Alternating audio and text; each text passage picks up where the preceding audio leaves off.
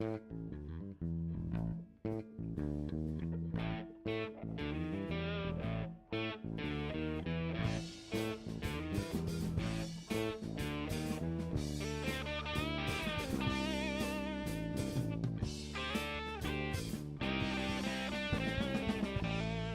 now, live from the Man Cave Studios, deep in the heart of constitutional Livingston County, Michigan, on a Sunday night, DES awareness conversation with Jay Locke and Karen Fernandes. Yours truly, Larry Parsons. This is My Brain. Now your host, Mr. Jeremy Scott Gibbs.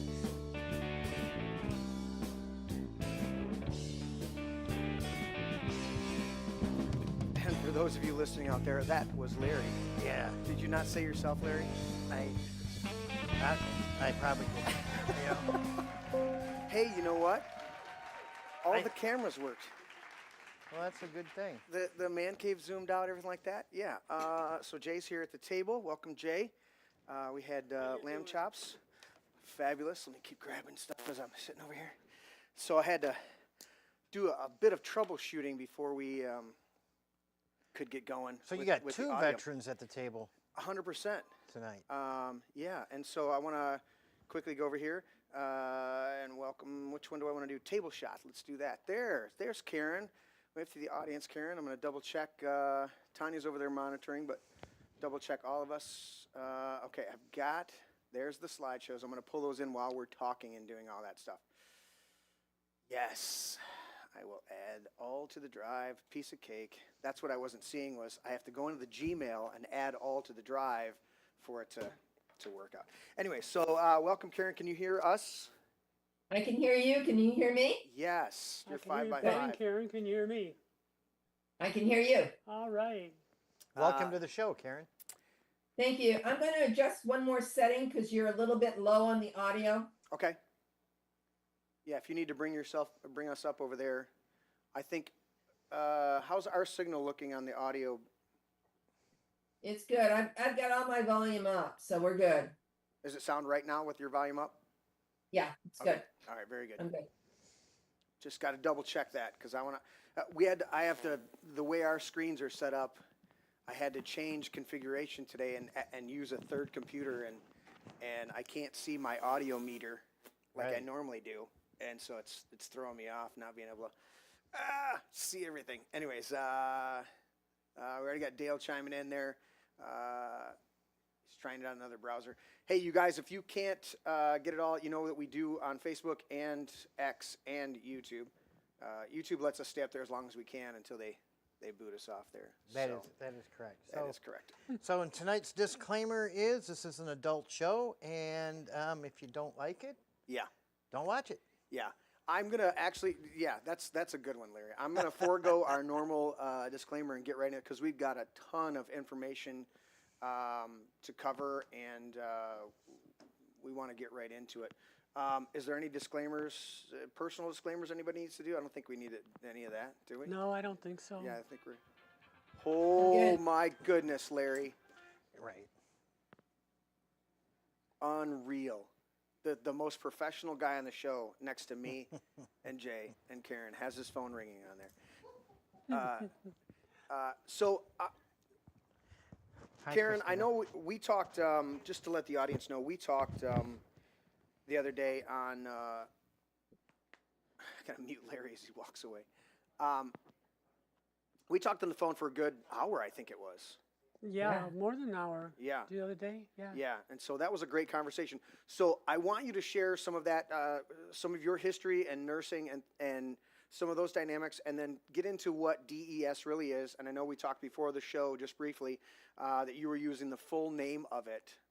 And maybe that's a good place to start, is start there with what it is, this synthetic estrogen, and then go through a little bit of your history and how you discovered it as we did on the phone. And I'll try not to interrupt because I heard it, so I don't want to rush you in telling the audience that story. But start us off with that explanation of what DES is, because most people in our audience don't know exactly what it is, but they saw, the title DES Awareness, and I want to make sure they understand that what we're really talking about, and then we can dive deep into your PowerPoint and some of the other aspects. And then, so let's start there, Karen. Go ahead. You've got the floor. Okay. Tell us what DES really is. I'm called a DES daughter, and I've shared that with everybody. I am a DES daughter. Okay. That means my mother took the drug diethylstilbestrol. Again, diethylstilbestrol, which was a synthetic estrogen. And she had had a prior pregnancy loss. And so she started taking it immediately when she became pregnant with me. So I was exposed in utero to what I call a deuterogen and a carcinogen. Okay. A carcinogen, we kind of know, is can lead to cancer. Yep. But also a deuterogen, and that can alter the cells that were forming when I was in utero. Very powerful. It was discovered by E.C. Dawes, and I'll go over that with your history. But I started having some issues early on, and I'm a nurse, and I've been a nurse now for 55 years. Yes, 55. And I'm still working with hospitals and focusing on quality and patient safety now. Yes. I've been working on quality standards, Joint Commission standards, Medicare condition. I talk a different lexicon. Just that we're going to be talking about DES, I talk a different lexicon in my world. Okay. But being a nurse, I think I've always been an educator. And being a DES daughter, once I connected all the dots, I had to read. And I was in a very good spot in Tulsa, Oklahoma, and there was Oral Roberts University. Okay. So to me, knowledge is power. You're going to hear me say that quite a bit. So I went to Oral Roberts University, and they had a fabulous medical library. So I started looking and I started digging. So over here in my shelf are all of the articles. I started reading articles that were produced in 1930s. And I'm still reading articles today. Yeah. So as a nurse, did I really know how to read research articles? No, but when you read thousands, you really get to kind of know what they're saying. Right. And I needed to know what I was facing. I'd already faced a lot, and I'll go into my story in a little bit. Okay. But I felt I had to learn it. And now that I know it, it's working with other DES exposed people, Jay and other DES exposed people, and to help share their stories. If they have any questions, to produce some documents to help the DES exposed educate their physicians. Right. Because I tend to call us the forgotten population. Because you ask a doctor, oh, that was over. No, it's not. It's not over. No, it's it's not going to be turning over. to second, third generations.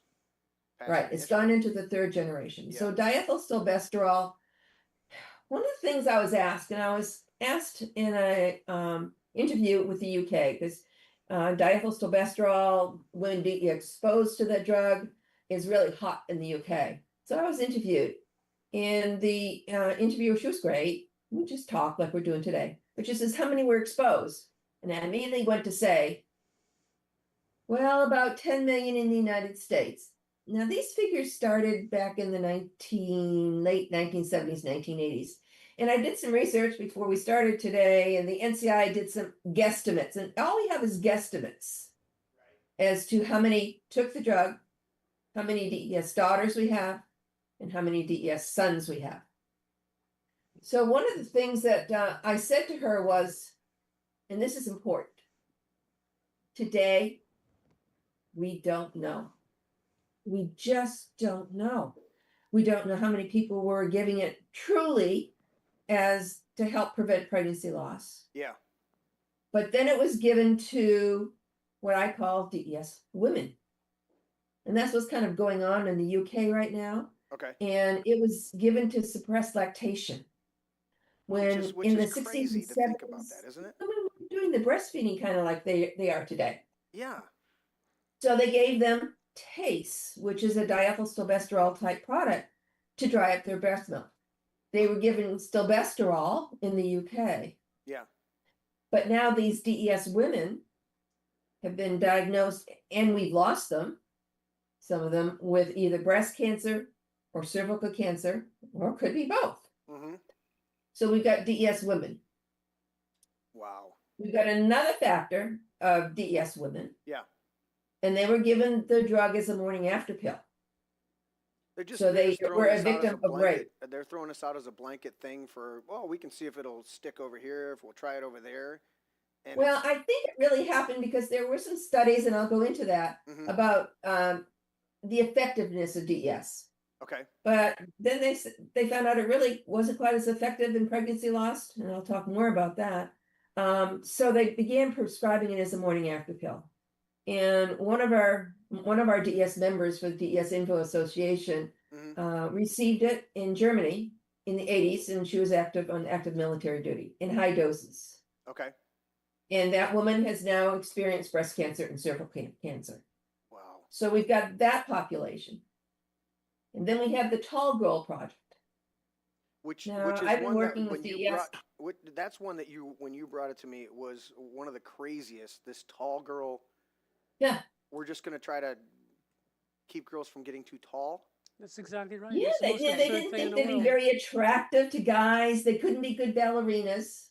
I mean, the pharmaceutical, we know that they're completely out of control. But when you bring up this research and expose it and go, wait a minute, they're literally tried to keep girls from growing too tall because that's not as attractive as shorter girls. And I go, and so they gave them this horrible concoction, this horrible drug to try to do that. And did it actually keep them from getting tall? No, it gave them breast No. cancer, gave them cervical cancer, gave them all sorts of other cancers. Continue. It did. Continue. Karen. It did.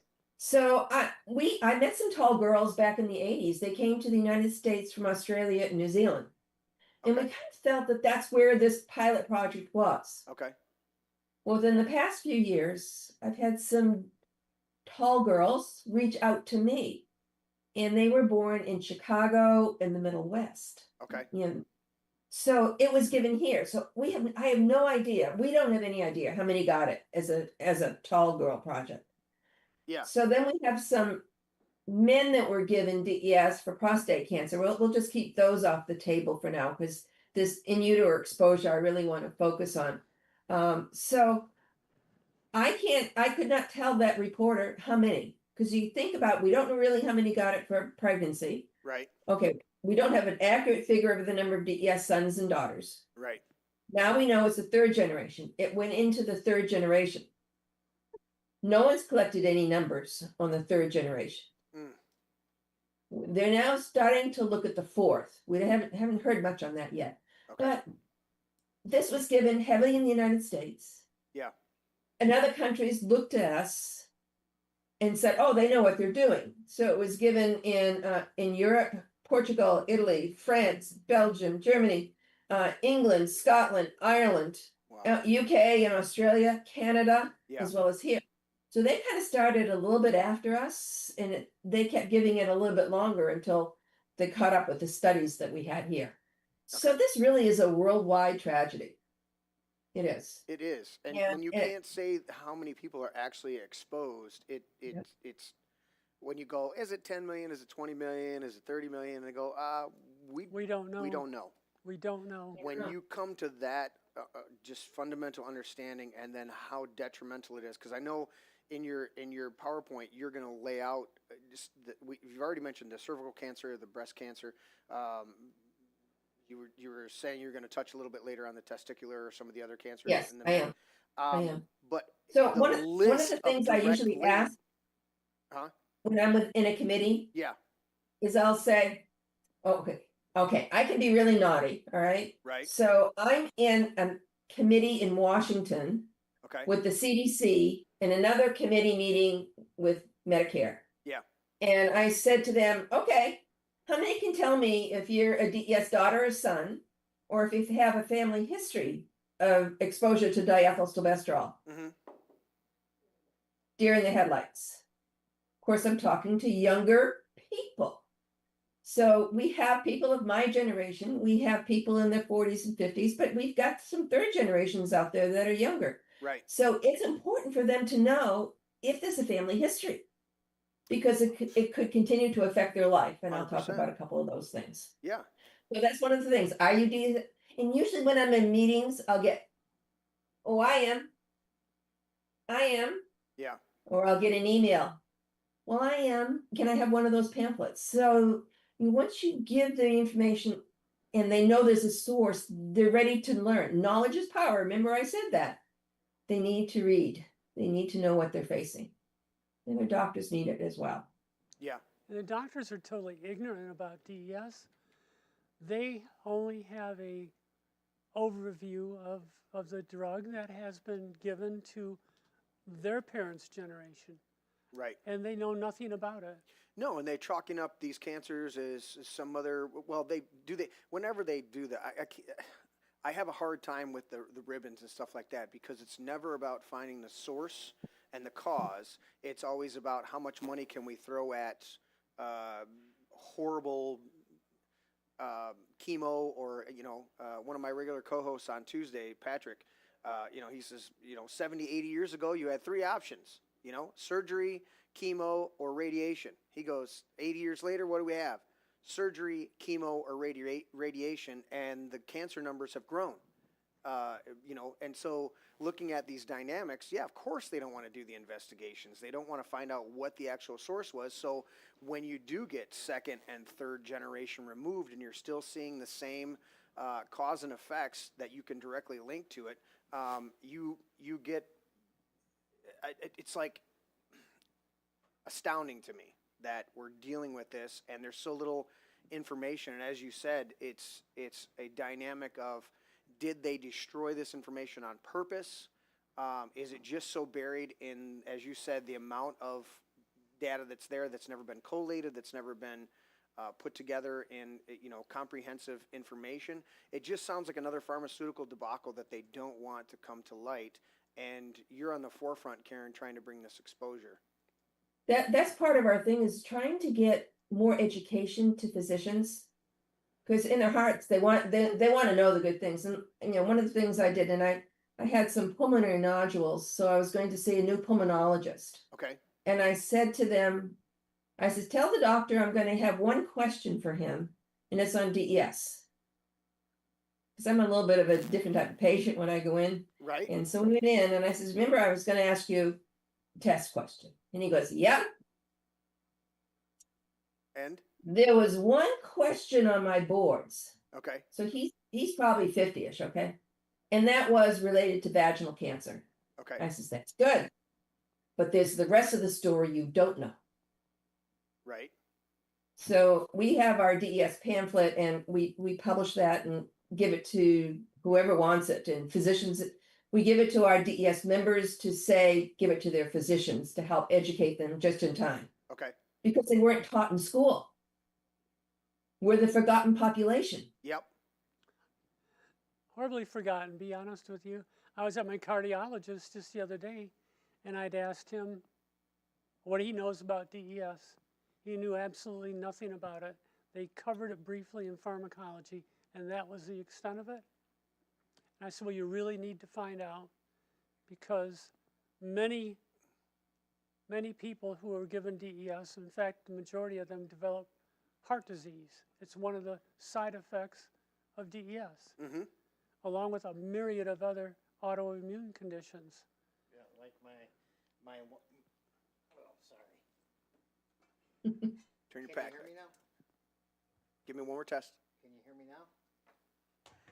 Low. Can you hear me now? There you go. There we are. So my wife had cervical cancer as a teenager. Really? Her mother took the DES drug. Her So brother. she's the DES daughter. Huh? She's the DES daughter, She's your a wife. DES daughter, and her brother was born with some deformities, one leg shorter than the other, hip problems. He had all kinds of surgeries as a child, and also he is sterile. Was he born before or after her? Before. Did you take DES with him? Yes. So both of them are DES. Okay, I'm going to talk about some of those things, but Plus, I have 2 daughters, and neither one. you have of third them- generation, okay? And neither of I have 3 daughters, but 2 could not conceive. They're having trouble getting pregnant. Yes. Okay. Infertility is part of it. That's what I'm hearing with some of the third generation women. Yeah. Mhm. And they chalk, you know, again, they're chalking it up to all different things except tracing this back to one of a number of direct causes, causal links. You go, if you took it, Right. here are the actual side effects. Yes, and my mother-in-law Direct link. did take it for both pregnancies. Yeah. She had also. Did your mother-in-law have any problems? She passed away. Did she have breast cancer? No. Okay. No. Well, one of the things, you know, we've been talking about, we don't know the numbers. Right. I've been working on something for 10 years, and it finally came to fruition in January, Mm-hmm. which can help. Let me put it that it should help, it can help. Okay. When you go to the doctors, they do all these little codes on the charts, and they do the billing and the coding, and you've got congestive heart failure, you got this, and then you got this. There was never a code to put in there for DES exposure, for diethylstilbestrol exposure, never a code. Yeah. So I worked with the CDC and Medicare, Center for Medicare and Medicaid Services for 10 years.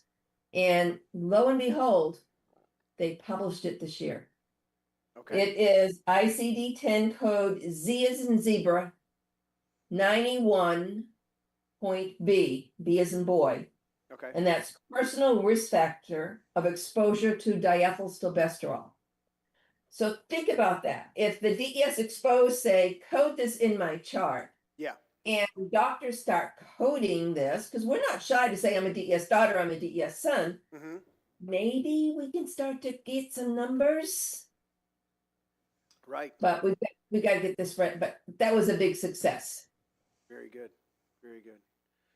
So give us the description a little bit, Karen, of, so you've given the technical name, and obviously we're using the abbreviation, but it's a synthetic estrogen, and that's why they were giving it for slowing down breast milk, which is astounding to me, trying to keep girls from growing too tall. So when you say tall girls, are they still tall women but you know them because of the research and the information you put out there and you meet them there, or They come out like I do. They Okay. say, I'm a tall girl, Okay. like I'm a DES daughter. Okay. So are they literally tall? Some it didn't stunt their growth. Didn't stunt their growth, didn't do anything. Yeah. So we're basically talking about some tomboy type girls that you know should be playing some volleyball or some basketball or something like that would be normal, and they try to force this horrible pharmaceutical garbage on them just for aesthetic reasons. I mean, this is baby, what do you call it? Not It's quite child abuse. Well, it is dude. child Call abuse. it what it is. But I mean, just the ridiculousness of that dynamic. And then, what are some things that are, beyond the cervical cancer and breast cancer? I'm assuming.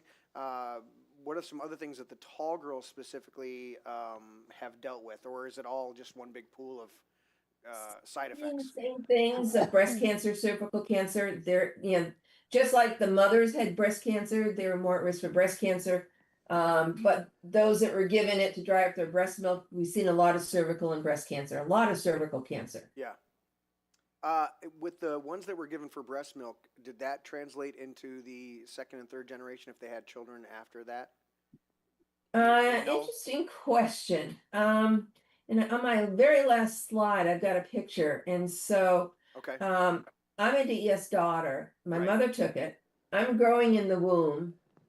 And as I'm growing in the womb, my eggs are being formed. Yeah.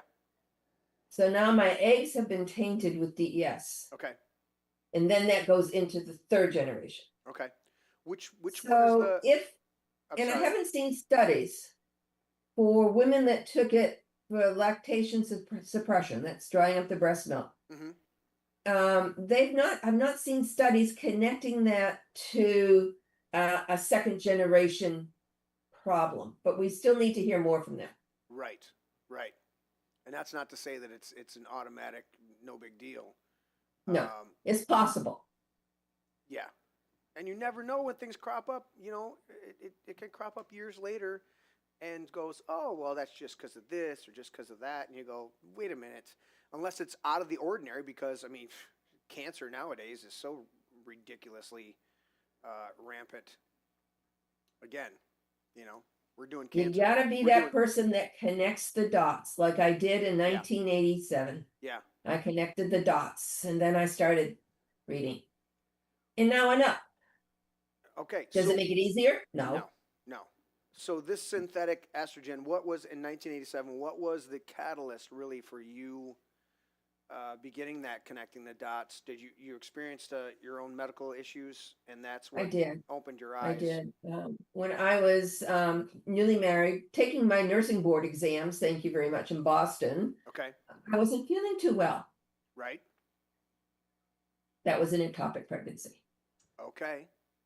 So into surgery I went and lost one fallopian tube, Wow. 21 years old. But what happens when you're a kid? You think, oh, it's gonna be fine. I'm just young. Yeah, you're young Not and so good. healthy, and you're not expecting a complication like that. No. So then we tried for another baby. Okay. We tried. No luck. I'm going to specialists in Boston. Mm-hmm.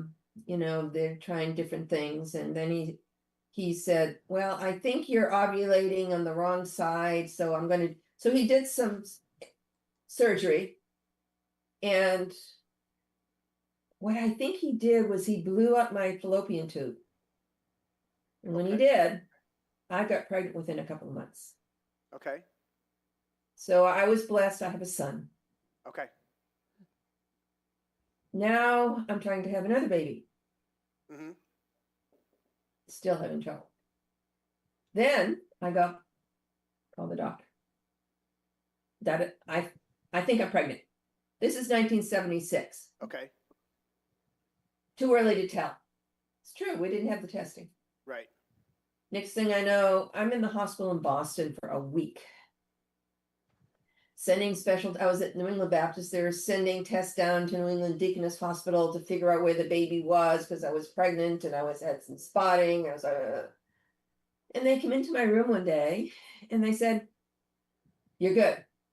The baby's in the uterus. You're set to go home." Okay. Husband picks me up with my 2-year-old son. Right. We're in the elevator. I can picture us today going down. Okay. Get home 2 o'clock or so. Mm-hmm. Going okay. 9 p.m. Not so good. I'm in agony. The pain was at 15. Wow.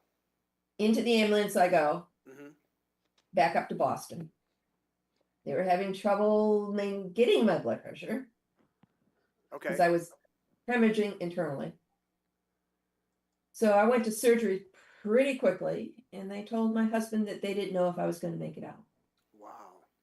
But they cleared you. You were all set to go home. No big deal. Everything looks good. Yeah. And by midnight, I was in the OR. Yeah. And it took me a long time to realize what I've experienced, but I had anesthesia awareness during the surgery. Which is horrible. Describe that real quick for everybody out there. I was mentally alert. I could hear everything that was going on. I didn't feel pain, but I could hear it. And I remember saying to myself, I'm awake, and only I know it. They don't know I'm awake. Yeah. And they're talking nonchalantly, thinking that you're out cold. And Yeah. so no big deal if Yeah. they say, some horrible prognosis or diagnosis on there. They're like, yeah, she's out anyways. What does it matter? So you're hearing all of the raw conversation. I heard. You're like, So what the hell? then I went back to sleep, and I remember waking up in my room, Mm-hmm. and my mother's there with me crying. Okay. And I had a hot flash. Oh my God. It was like, whoa. Because I had lost both my ovaries. Oh, wow. I tell you, post-op recovery was really hard. I had lost my baby. I now knew I was sterile. Mm-hmm. I'm having these hot flashes. It was a living nightmare. Mm. So that's been really hard to deal with all my life. But do you know what they left me with? My uterus. Thank you. So now I'm 35 and I'm still having dysfunctional uterine bleeding. Okay. So that's why the surgeon took me in, because he thought I might have had cancer. Okay. There was no cancer. But I started reading, and he and I had a little visit afterwards, and I said, "Did you see anything different? I'm a DES daughter. Now I know it does these things. Did you see anything different?" And he went, "No." But that's the time I started connecting the dots. I Yeah. started reading and reading and reading. And here we are today. I'm still reading, And still learning. and isn't that the sad dynamic for a lot of us, is that until it gets right in our face and we have to deal with it, we just, like as you said, as a young woman, everything's healthy, everything's fine, and then you have a complication and lose a baby, and then have a son, and then have more complications, and another pregnancy, and next thing you know, both your ovaries are gone, and you're like, what is actually going on? And it takes you down these rabbit holes to try to figure it out, and then you find out there's millions of people that have been affected directly, and even millions more that have been affected second and third generation, and you're going, what the hell were they doing with this pharmaceutical garbage? So my son was born in 74, Okay. and it's about late 1974, early 1975. Yeah. My mother's visiting with me, and she brought a newspaper article. Okay. And at that point, I knew nothing about DES. Okay. And she says, "Karen, I took this drug when I was pregnant with you. Yeah. And look at this." And it was a story, and it was about one of my now good friends from my DES associations Mm-hmm. with vaginal cancer as a young woman. And so that's how my first introduction to DES occurred, was at the dining room table with my mother showing me this article. Wow. And that happened to a lot of the DES exposed. And for me as a DES daughter, a lot of mothers were very comfortable sharing that with us. Yeah. What I feel bad about are the DES sons, because the mothers weren't as comfortable with sharing those things. And at first we didn't know there was some problems there, like we knew with the vaginal cancer. But Yeah. whether you had a daughter or a son, those mothers dealt with guilt. And it was very, very hard for them, knowing that they took something Yeah. that they thought was going to be beneficial and then harmed their baby. Right. Right. So let's talk a little bit about some of the DES sons. And so obviously they're not dealing with cervical cancer. We have other issues. Yes. So we have some terrible issues, to be quite honest with you. yeah. So lay out a few of those, Karen, from your research, and obviously dealing directly with the DES sons and daughters community. But what are some legitimate direct results of DES in males, the male offspring of? Let me go to my little slide deck here. Do you want me to pull any of these up? Yeah, why don't you start my slide deck, and we'll kind of go through Okay. those, and then we can lead into Jay. How's that sound? That sounds great. So I have, let me see, I have both of these pulled up. I have the DES in babies in the food supply, and then I have what makes Nope. them male baby. No, Let's see. Then I have caring for. Do you want me to go back to the AARP DES awareness? yes, that one. Okay. I'll speak to that one. Okay. Let me open that one up. Yeah, last week we had a presentation with AARP, and I was really pleased and honored to Okay. speak to them, because this is a volunteer awareness month. Yeah. And needless to say, I've been doing this for 40 years, so. Do you want me to start I was right at able the to- beginning? Pardon? You want me to start right at the beginning slide, and then we'll go right through it, or do you want to? Yeah, we can go through the first ones pretty quick. Okay. But with the first slide, we're gonna see something. There. Yeah, thank you very much. Yeah. So do you know you're at risk? Remember I said that's always what we ask, but those are some actual DES bottles. And look at the different, and you'll be able to talk to this later, Jane, but look at the milligrams, 0.1 milligrams, 0.25, 5 milligrams. So it came in a variety of different dosages. Mm-hmm. And they were little red pills. And up on the right is one of the advertisements for Desplex. It was one of the other names for diethylstilbestrol or stilbestrol or DES. It was Desplex. Wow. You know, prevent abortion, prevent miscarriage, prevent premature labor, have a happy baby, you know, and this was part of the publishing that went out there to the physicians. Right. And I got some other ones that went to women's health journal, women's journals and things. Yeah. So Karen, I'd let's like go to the to next point slide. out on this one photograph of the child, the little baby. Yeah. Yeah, there he is. They have the audacity to brag that there's 96% live delivery with Desplex, which is another Yeah. way of saying that 4% of the children died. Oh, but take our drug because if you take it, you're going to be successful. It was Yeah. part of their marketing.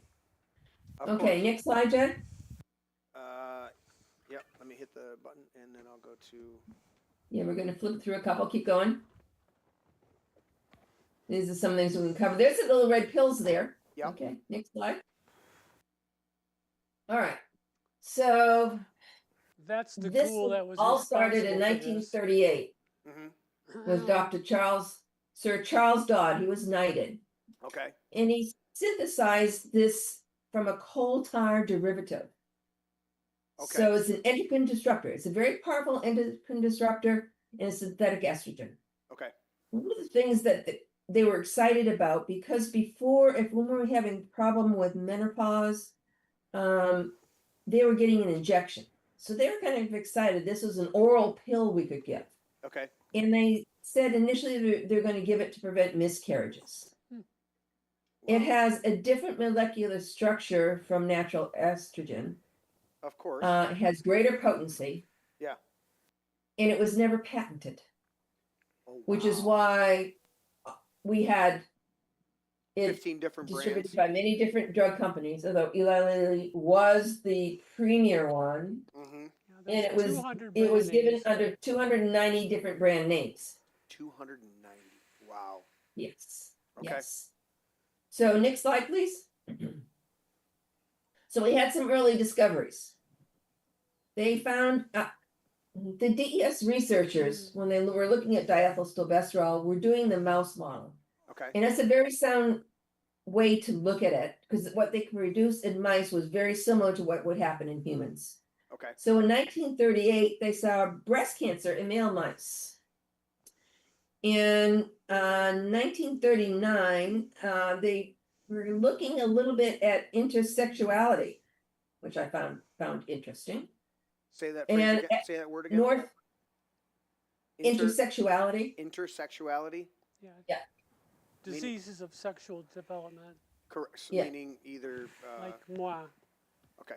Yes. I just wanted to Right. clarify Wow. that for what people are listening to. Right. Continue, Karen, please. So Northwestern, they found uterine defects, and I'm going to show you some of those in a little bit. Okay. John Hopkins, very reliable place, breast cancer and mammary tumors. So in the 1940s, they found a problem with the osteogenic transformation of bones, Mhm. which is going to mean a little bit later. But I found that interesting when I was doing my research for this, because I'm still reading. Okay. And then tumors and cysts and so forth.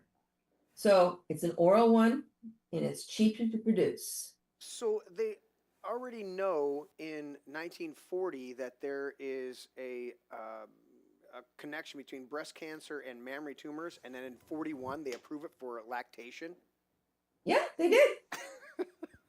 These- They did. And for the use of pregnancy and release of menopause. So the FDA. Wow. Let's talk a little bit about that. Yeah. A little bit of history. In 1938, Mhm. they were the Federal Food, Drug, and Cosmetic Agency, and they were given the charge to review new drugs. In 1940, their budget for the year of the FDA was $103,000. Wow. In 1947, and we'll talk a little bit more about this later, they found there was they could use it in chickens.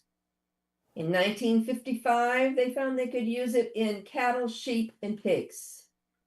Wow. But in 1959, they banned it for the use of chickens because they could find DES residue in the meat. Remember those capons our moms used to cook? Yep. DES. Wow. It was in our livestock until 1980. So if we go to the next slide, Yeah. a little bit more. Let's see, where are we here? Okay. You got it? So in the 1940s, it got really popular. It was after the war. The men are coming home. The women are wanting to have babies, and they were losing their babies. And so Doctors George and Olive Smith were out of Harvard, Okay. well-known institution, right? And they put together what we call the Smith and Smith regimen. And I know you're going to talk a little bit more about that, Jay. But it was given in increasing dosages throughout the entire pregnancy. So my mom, I grew up north of Boston, so she went on the Smith and Smith regime. Okay. And in remembering what she said, in reading some other stories, some women, if they had a pregnancy loss, started it right after the period. They didn't wait to 6 to 8 weeks. So I'm going to talk a little bit more about the fetal development. Okay. So I found that interesting this week too. Yeah. Yeah. So it was prescribed from the late 1940s to the late 1970s. And people will say they stopped giving it in 1971 because that's when we had the sentinel event of finding vaginal cancer. But it was given into the 1970s because I've talked to many DES daughters that were born in the late 70s. Right. Okay, so it was cheap to produce. It was an oral medication. And some doctors said, it requires courage for a doctor to refuse to give this med because it's such a wonderful drug. Let that sink in. So they were getting rid of certain doctors that wouldn't give it because. No, they were saying that they were a coward if they didn't give it because we got this wonderful drug. Oh, okay. Why not give it? Right. So huge amount of peer pressure on the drugs. Yeah. On So the doctors. So the pharmaceuticals are pressuring them. The FDA is Right behind it. You've got all this stuff, and it's the same Rockefeller dynamic of let's push these pharmaceuticals instead of going back to what's worked for, I don't know, 6,000-7,000 years of recorded history. Since because somehow we managed to survive without all these drugs and vaccines and all this other garbage being pumped into our kids. Somehow the human race has been able to propagate and continue, but now we've got these great drugs, so let's do that because we can't. Karen and I are here despite their efforts to kill us. Because we can't have all girls running around here. That would be horrible. And man, don't let them breastfeed. Whatever you do, don't let them use what God equipped them naturally with. I mean, those two, one right there. I mean, okay, maybe you got some justification for the help of the pregnancy. Obviously, it doesn't work, but I'm saying that was their sales point. But when you go, oh, this will dry up your breasts if you don't want to breastfeed, and then you can give them some garbage formula that's a powder that you got to shake up and mix, and it's like, or girls don't want to. We don't want girls to get tall. I go, both of those are so asinine to realize. You're interrupting the natural, normal human development that should happen. I mean, breast milk is phenomenal for babies. Just in the first 2 weeks, what is transferred to babies. Colostrum. And colostrum is like loaded with antibodies. There's, we watch InfoWars. They're selling a whole bovine colostrum that's harvested. Just because of how awesome it is and what it carries in there. And it's like, and we're giving women a synthetic estrogen so it dries up that breast milk. Oh my goodness, man! I mean, it's just pure just foolishness. It's just insane what they do. And then what you're saying, Sharon or Karen, is that they're shaming these doctors or peer pressuring them, going, "Why won't you give it to them? This is a miracle cure. This is great. It'll dry up the breast milk, and then they won't have." It's like what? Think about all those pharmaceutical reps. Yeah. Oh hell yeah. Yeah, and we know in the pharmaceutical community that they calculate it out, a drug, not based on how many side effects it is how much money can they make before they have to start settling lawsuits on it. We know that they put those actuaries together and they calculate it out and go, we can make X amount on it and we can settle any lawsuits based on this, this, and this later, and we'll still have made this amount of money. Right. We know they do that.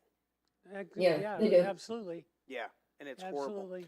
horrible. Do you want to stay with this slide, Karen? Do you want to move on? Yeah, there's an important one here, and it's my last bullet. Okay, go ahead. And that is in 1953, the Dykman study. In the picture here is Dr. Dykman. Okay. He did this study in Chicago, Okay. and he found DES was ineffective in preventing pregnancy losses. And In you- fact, it had no value. It increased the number of miscarriages, neonatal deaths, babies were underweight. Yeah. And when this study was published, I have learned that the pharmaceutical industry didn't want his study reprinted Of course. because it was going to affect their marketing. Of course. So Yeah, it was detrimental to their bottom line. yeah. Wow. Yeah, so let's go ahead. We talked a little bit about the next slide. Okay, we talked about all of this. Okay. DES was not banned for human use until 2000. Wow. Wow. Now, was Yeah. that predominantly in the United States, or was that That was in the United overseas? States. That was in the United States. What was the usage level at that 2000 marker? Do you know I don't offhand what the know. usage? However, it was given still available in third world countries. You go to Mexico, you could get it. Yeah. I went to the UN, the World Health Organization in New York, because I found out that women in Kenya had found it was still available for the livestock, and so they were going and taking DES to get rid of their pregnancies. When in essence, they now became a DES mother, and now they had DES children. Oh, wow. Wow. It is right now, and I'm really concerned, for the people in China because it's in their wastewater. So what the heck are they doing with all this DES and it's in their wastewater? Yeah. Well, we know of all the other. They've tested and find lithium. They find all sorts of other pharmaceuticals in our water supplies because it's not being filtered out properly. These Right. microchemicals are coming through. We're saturated with this garbage the way it's going through. We are And we living talk in about the a sea of microplastics now. endocrine disruptors. Well, just the microplastics, but also those dynamics of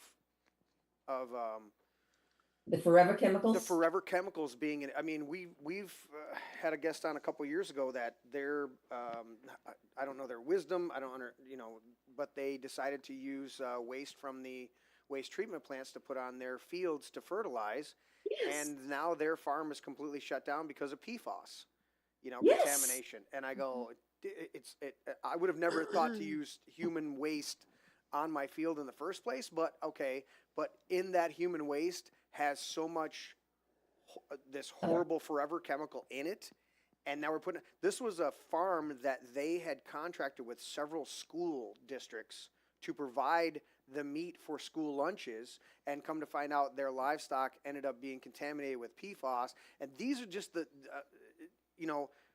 localized situations that come up, but they don't get the national attention. They don't get the national. This is one that's gone on since the late 30s into the 40s, and was only banned in 2000. This is horrible. And then you find out it's in the water, it's supplies, and it's second and third generation. People are dealing with the effects of this. This is horrible. I was born in 1972, and that was a year before. Are you a DES son? No, not that Have I you know asked? of. Not that I know of. I mean, I was. Have you asked? Have I asked? No, I haven't. I haven't been to the doctor in a long time. I do You know asked you asked your mother. well, I would. She passed last year, sadly. But I'm sorry. yeah, but I don't think so because I was not an expected pregnancy, so there wasn't a dynamic there of that. I do know that I dealt with ADHD. I've dealt with it all my life. But beyond that, I mean, they tried to put me on Ritalin, and my mom discovered that she took me off of artificial colors and flavors pretty early on, and knew that what triggered me was these artificial colors and flavors, and so she worked really hard to keep me off those. So was she a DES daughter, one might ask? Not to my knowledge. We never. I mean, she passed away from lung cancer. So and lived a pretty healthy life. Most, So I would say no. I mean, our family was from the UP, and so I don't know that there From was where? the Upper Peninsula, Michigan. Oh, okay. Sorry. Get a New England Dallas girl here. Yeah. Sorry, I realized that when I said it. So I wouldn't say so. We never had a lot of those dynamics. If anything, we had in our family, it was hereditary, going back well beyond or well before this drug. But let's continue back with this, because I can't believe they just banned it in 2000. Well, I like Yeah. to say that, DES was the absolute worst pharmaceutical disaster Yeah. and the best kept secret, because the pharmaceutical industry went way out of their way to bury every bit of evidence of this drug Right. For decades. Yeah, and for Karen, decades. my wife did want me to add, she sent me a text Yes. moments ago, that her mother was given DES for morning sickness. That was why she was That prescribed it. was another off-label use. Do you Yeah. know how long she took it for? Like the first 3 months, or? I don't know that. I just know that she took it through the 2 pregnancies, and I'm pretty sure that Okay. there was also a miscarriage in there somewhere. There was a miscarriage too. Yeah, that would give the doctors impetus to. But what year was this? This was back in the late 50s and early 60s. Yeah, it was giving really heavily then. Okay. Yeah. Yeah, that Wow. makes sense. It's just Yeah. astounding. I mean, I bought them just to buy them because they were on discount, but there was these morning sickness gummies at the health food store, and I was in there, and Jocelyn, she's 17. She was not pregnant, not dealing with, but just dealing with nausea. And I said, well, if they work for pregnant, maybe they'll help her. And so they were like cheap. They were all natural gummies for morning sickness. Okay. Mm-hmm. But that doesn't fill the coffers of the pharmaceuticals. So they come up with a DES, this other drug, because there's so many things out there that are natural that can combat the majority of these issues if we would embrace them. But they don't they can't slap a barcode on it and sell it, and reps pushing it out there with pharmaceuticals, which I'm amazed, Karen, that you pointed out that they didn't have a patent on this. So you had all of these companies rushing into the market and trying to run all of these off-label dynamics and get it pushed into this and pushed into that, and try to go, oh, we did a little research, it's good for this or it's good for that. How many of these were actually researched? And I think it was one of our people in chat, Larry. Look at the one chat. He said we're lab rats. I think it was Gypsy Magic was pointing out that we're just lab rats. It's they want to test out on the population, and they weigh out what a lawsuit's going to cost, and they go, yeah, well, we'll see how that works out. And they're the drug companies made record profits during a pandemic. How does that happen? That's war. That to me is tantamount to war. Well, yeah, exactly. It's tantamount to war profiteering. It is. Now DES was extraordinarily expensive for its time. Yeah. Yes, it was. The average home at the time in the early 50s when I was born was around, house payment was around $300. Mm-hmm. Almost half of that was the cost of DES. For a month's supply? For a month's supply per month, $150. $150 a month, which Yeah. was an extraordinary amount of money Yeah. back in 53. And Yeah. it says unknowingly human lab rats like Fauci. Oh, it was Dale that said it. Yeah. Yeah, N8WS. Like Fauci practice. Yeah, like Fauci. Yeah, exactly. Yeah, you're saying that's when we were saying that this is Jane, you said this is one of the worst kept or the biggest cover-ups and went on for decades. And I always default to the AIDS epidemic and finding out that the chemicals that Fauci was prescribing to people were more detrimental than whatever the actual cause of their immunodeficiency Exactly. was. The same with remdesivir during the pandemic. They knew what the remdesivir would do when they prescribed it for these people with They COVID. had renal failure within 2 to 3 days of giving this garbage. They knew that. They sure did. It's just it's a wholesale pharmaceutical genocide, and this is another thing. It's like, what are they doing? And we default back to Bill Gates saying, if we do a really good job, we got to reduce the population. If we do a really good job with reproductive health and vaccines, we can start to bring that number down. We can reduce population by 10%. We can reduce the 10%. population by 10%. And I go, is this what you mean, you maniac? They've been doing this shit for 100 years. Or more. And what's amazing, Karen, as you're going through these bullet points and stuff like that, you keep referencing how little information or collated information is available in a centralized database. And I think back to, one of the things that kind of, but hung the Nuremberg defendants out to dry was the fact that they kept meticulous records on all of the things that they did. Mengele kept meticulous records because he was doing his experiments, and they were horrible. They were. And then you look at it and go, did you guys learn from the Nazis to not keep records or cause and effect or do a little bit of extra paperwork because you knew some of this shit was bad and it might come back to bite you in the ass? Because when you're saying that there's a lack of information or lack of direct connections between DES sons and daughters or DES mothers, and then also a lack of collated database on this, that speaks to me of I don't know. I don't always like to ascribe to malfeasance what can be ascribed to simple failure, ignorance, or whatever. But in some of these cases, you jump to the dynamic of going, I'm going to ascribe some malfeasance here. I'm thinking there's a concerted effort to cover this up and to continue to make money as long as they can. Because I'll ask you this, Karen, throw it back to you.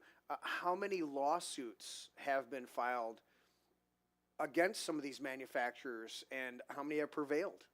Because I've never heard of any. I know of the conditions you're speaking of. I know of the dynamics of the breast cancers and the uterine cancers. Until I sat down with Jay and talked with you, I didn't know the name, the DES or you're going to have to help me say it. Diethylstilbestrol. Okay. I didn't know that term, even though I knew of all of the conditions you're speaking of and how that has arisen, but I didn't know it. And I try to be really well versed in a lot of areas, and I didn't know that direct that connection there. So I'm looking at this going, all right, how many lawsuits have happened? There have been lawsuits. Okay. Well, there was one very successful one of the early young women with vaginal cancer. There have been successful lawsuits. It's very hard for people to file a lawsuit. To get a lawyer to take the case. Because if it doesn't have class action numbers, they're not interested. Yeah, and then there was some class actions, but what gets people, and my heart goes out to them because they say, I want to sue now. Yeah. Well, in most states, there's a statute of limitations. Didn't you tell me on the phone it was 2 years? In most states, it's 2 years. Wow. 2 years from the time So you from become the aware. time you discover from the you've time had you a become aware. problem Okay. to the time you sue, you've got 2 years. So for most people, that 2 years is gone.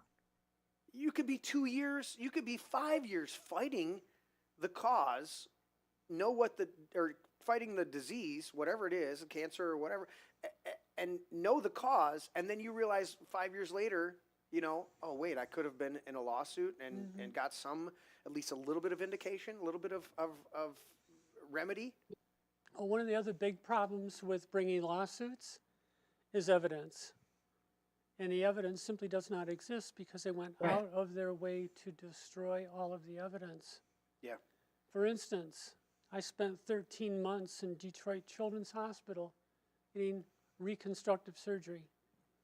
There is no record of my time in Detroit Children's Hospital. It's gone. All those records were gone. And you were there what year was that, Jane? 1953. Okay. One of the problems we have with trying to locate records, and this is before the electronic medical record, so we had these rooms of charts. Yeah. The government, Centers for Medicare, Medicaid Services in each state have regulations, and they tell hospitals, you can keep the records, especially for children, till they're 21 years old. Or after 10 years, you can start disposing of some of these records. So the hospitals that were disposing of records, whether it was yours or mine, Jane, were doing it according to the state and federal regulations. Unfortunately. Yeah. And again, is that a lesson learned from the Nazis, unfortunately, of You know what? Let's get rid of that stuff. We don't need that stuff around here. It's been 10 years. Yeah. Statute of limitations is only 2. It reminds me of Ford with the record retention program they had. Well, pretty much everything went in a trash can. Yeah, because those medical files are a direct link, and if they can destroy them and get rid of that paper trail. Right. Now, one would think they would be able to go to the pharmacies and still be able to pick up some of the pharmaceutical records of these drugs as they were prescribed back then. Yeah. But even those records are gone. I did talk to my pharmacy that did dispense it, Mhm. and they only gave Eli Lilly's. And of course, they changed hands, so we couldn't get the tracking of, who how Right. many they had, who they dispensed. Because back in the 40s and 50s, they weren't taking track of things like we do today, unfortunately. Yeah, and you also had the dynamic of HIPAA. Right. There was no HIPAA wasn't in back place then. then. Right, but now if you start Now to you go do. into it, now it's just as much I know of people that can't get their own records that even exist. Mhm. They're trying to get their own records going, I want my own records. Well, and they go, what? And you get to start to get some dynamics of HIPAA in there. So you had all the opportunity to record everything that they could back then, and they didn't, or they didn't keep it. And now we've got this HIPAA laws in place that work for and against the patient. Exactly. What else do you want to go back to over here, Karen? Let's go to a couple more slides. We'll go through these real quickly. Okay. So next one, this is in Boston. This is Dr. Arthur Herbst, and he's the one who did identify, he and a colleague, clear cell adenocarcinoma of the vagina, and they had the cluster of the young woman. And one of the mothers said, "Do you think it could be taking the drug I took when I was pregnant?" Oh no. And that's when they connected the dots here. Oh. Let's go to next slide. Well, Karen, let's stop before we go to the next slide. This particular type of vaginal cancer is typically only seen in the very elderly women, Right. like That's true. 70 plus. Mm-hmm. And these were teenage girls showing up, Yes. and 8 of them at the same hospital in the same summer showed Mass up General. with clear cell vaginal cancer. Wow. Yeah. It's unheard of. Yeah. Well, and we know they put a 5G tower in front of a school in California, and half of the kids came down with different cancers, and they pulled the tower out. It was decorated like a tree in the front, like where the buses pulled around. It was in the little island where the buses pulled around and dropped the kids off. It was decorated to look like a tree. It was a 5G tower, and all of these kids, half the population of elementary kids came down with cancer, and they realized pretty quick, we need to pull that 5G tower out of there. When you have a cluster, that's a sign. You bet. So you got 8 girls that walk in with the same, Yep. was it 8? And 8 young ladies in the same summer. Same at the summer same walk in. hospital Yeah. in Boston. So and somebody get a clue, Thank goodness Dr. Herbst did. And that's why we've all had special exams every year going forward. yeah. Let's look at this next slide. Okay. And we've already talked about some of this here already. Yep. It was promoted in ads. These are a couple of the ads that were in the magazines for women to see, and that they're from Eli Lilly. And so it was given under the 290 different brand names. Next slide. And well, I want to point this out too, Karen. We had to pass as much as they advertise the drugs on there. Now they have to give this laundry list of all the side effects when you see these damn drug commercials on TV. They've had to enhance those. Huh? They've had to enhance the side effects Right. in those commercials. And on these, they're not listing No. out the side effects. They weren't under those laws that were under. They're like, look, if you want to advertise now on TV and pay big money to all the different networks out there to have your drug promoted, you're going to have to disclaim the black box. I think it was who was it pointing out the black box, Larry, in chat? I talked about the No, black it's box Dale. when we were visiting. Black box Dale. warnings, and people don't understand about those. Yeah, I And think it was doctors Dale don't saying- educate their patients on those. No, I think it was Curtis. Was it Curtis? Yeah, I was do saying, if you can find it real quick, read it to me in chat.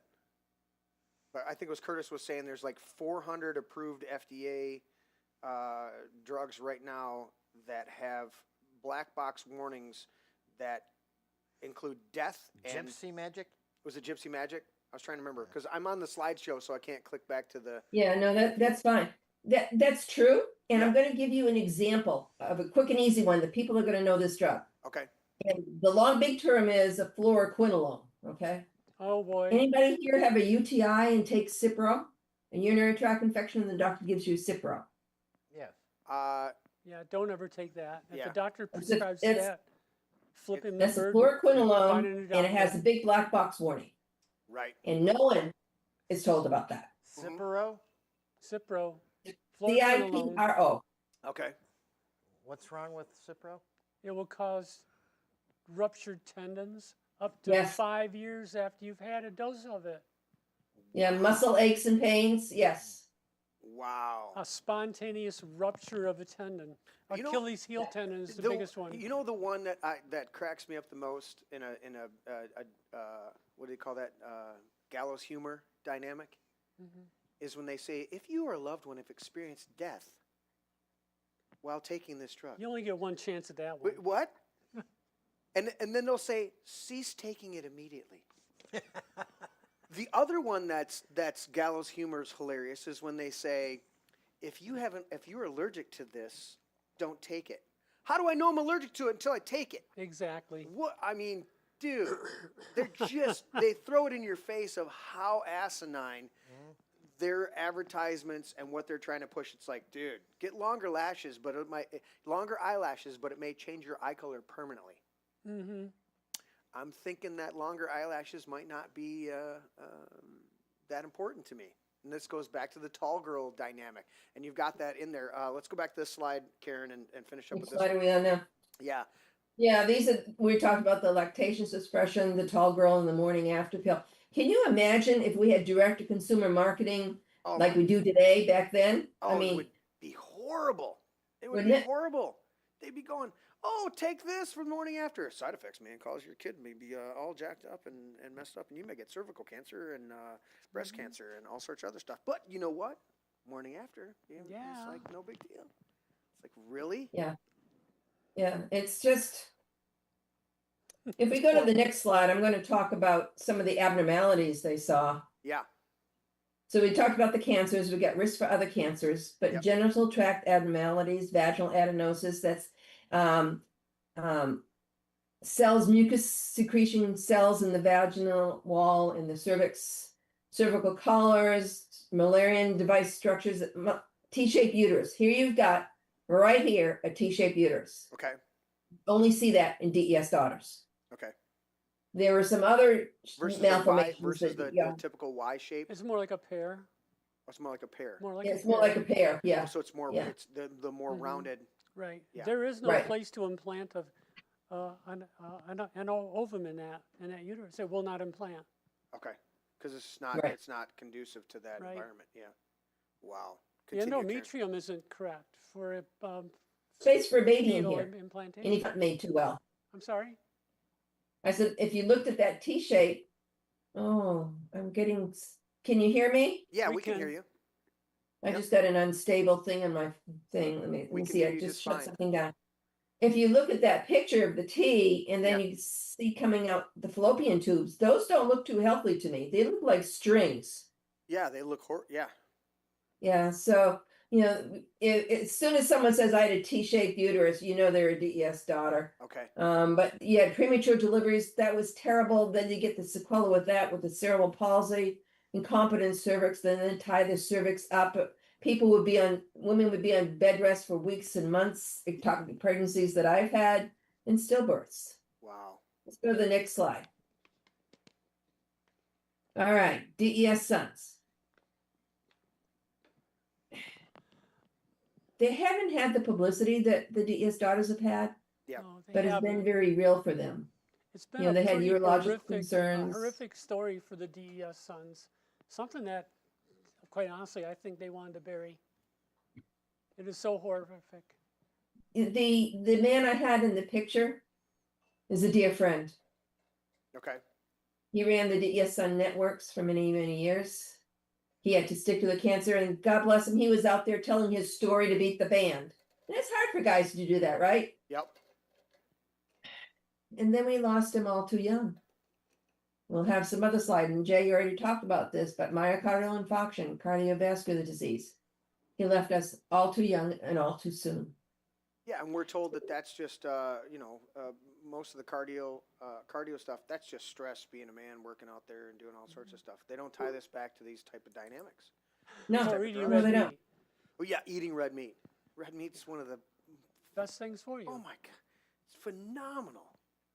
Especially I if it's your think blood type. they downplay the testicular risk greatly, Yeah. and I don't feel they just aren't collecting good data on it. Yeah. And now I've got stories. I'm publishing a new Voices of the DES Exposed speaking out, and I've got a couple of women whose sons had testicular cancer, and the grandsons had testicular cancer. Wow. Wow. And we've got a drop in overall, what is it in men? Virility?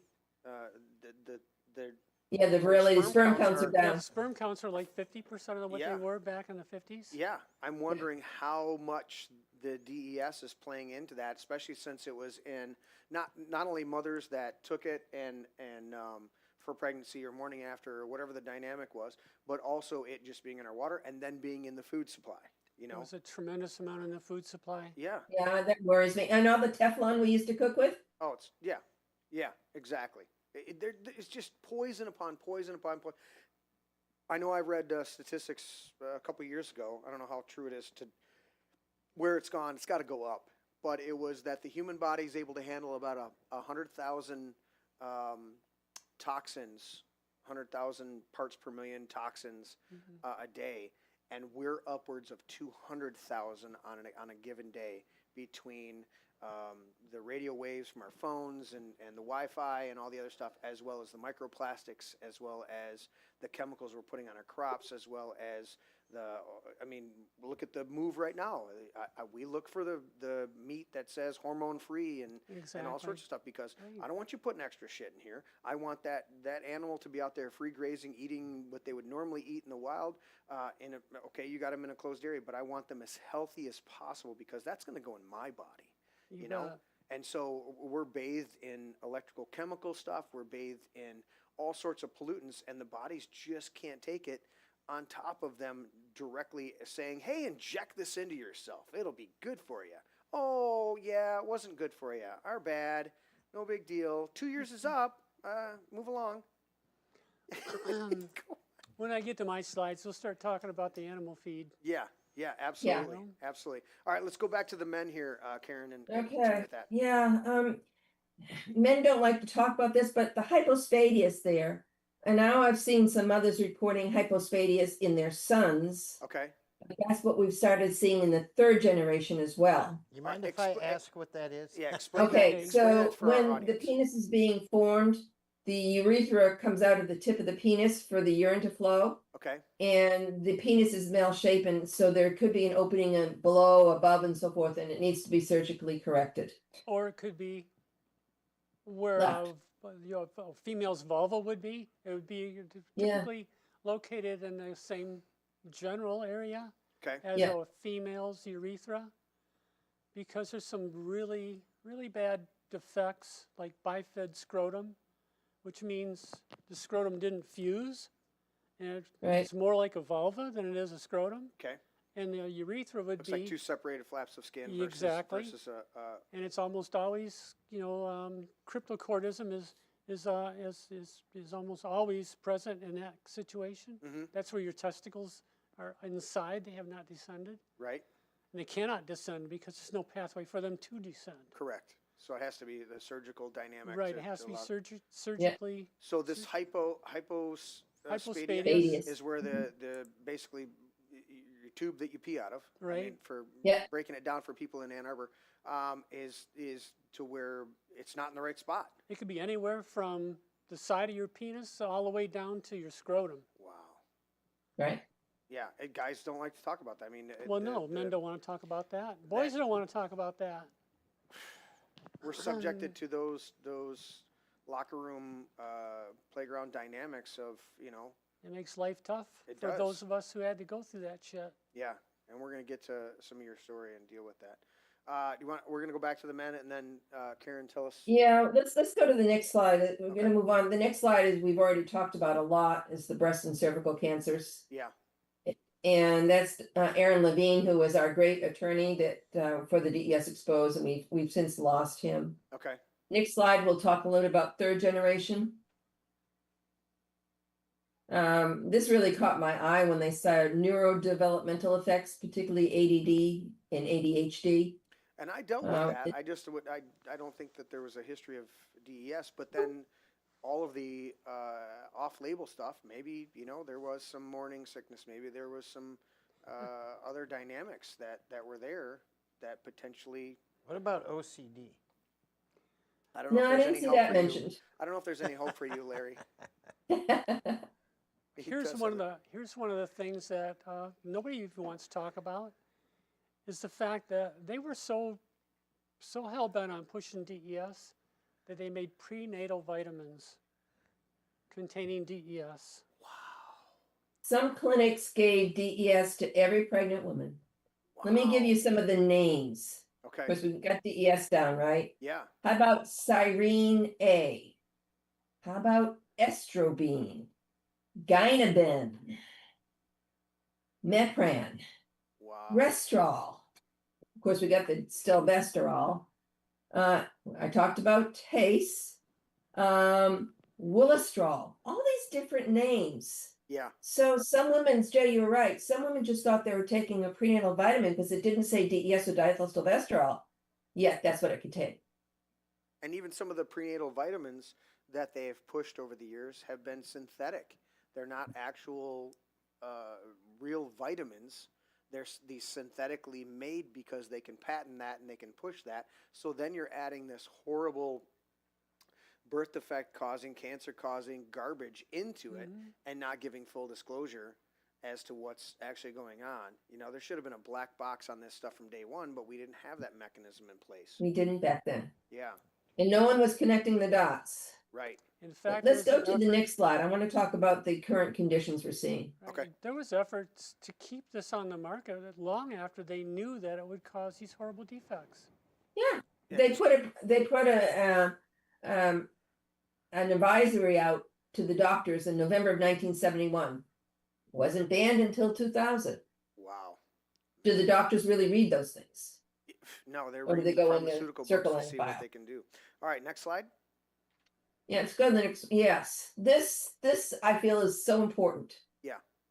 And this list is long, and this came out just a couple of years ago. So we've talked all about these cancers and things, but look at all of this: cardiovascular, coronary, myocardial infarction, a heart attack, high cholesterol, hypertension, brittle bones and fractures. Hello, I've had 20 fractures already. Wow. Hypospadias.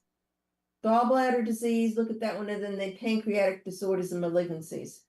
I lost a dear friend, a DES daughter, to cancer in that area before we discovered this.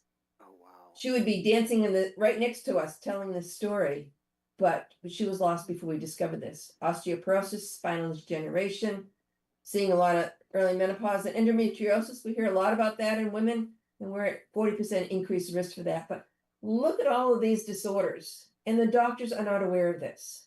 Wow. That's why we put together our pamphlet for DES. And Yeah. anybody who wants it can email me. And it has a whole page on this. And it lists all their different research. What's that? Give us that email. I want to throw it in chat. Okay. It's DES, the 3 letters, DES info, INFO 411. DES.info. Chat. No, DES info, one word. DES info 411 411 @gmail.com. @gmail.com.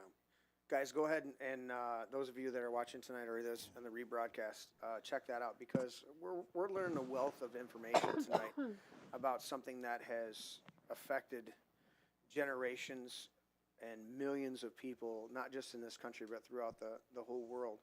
And just reading through this last list, I'm going to pull it back up here again. Look at that. If you have dealt with this, any of these dynamics, any of these things, DES could have been at the causal stage of this.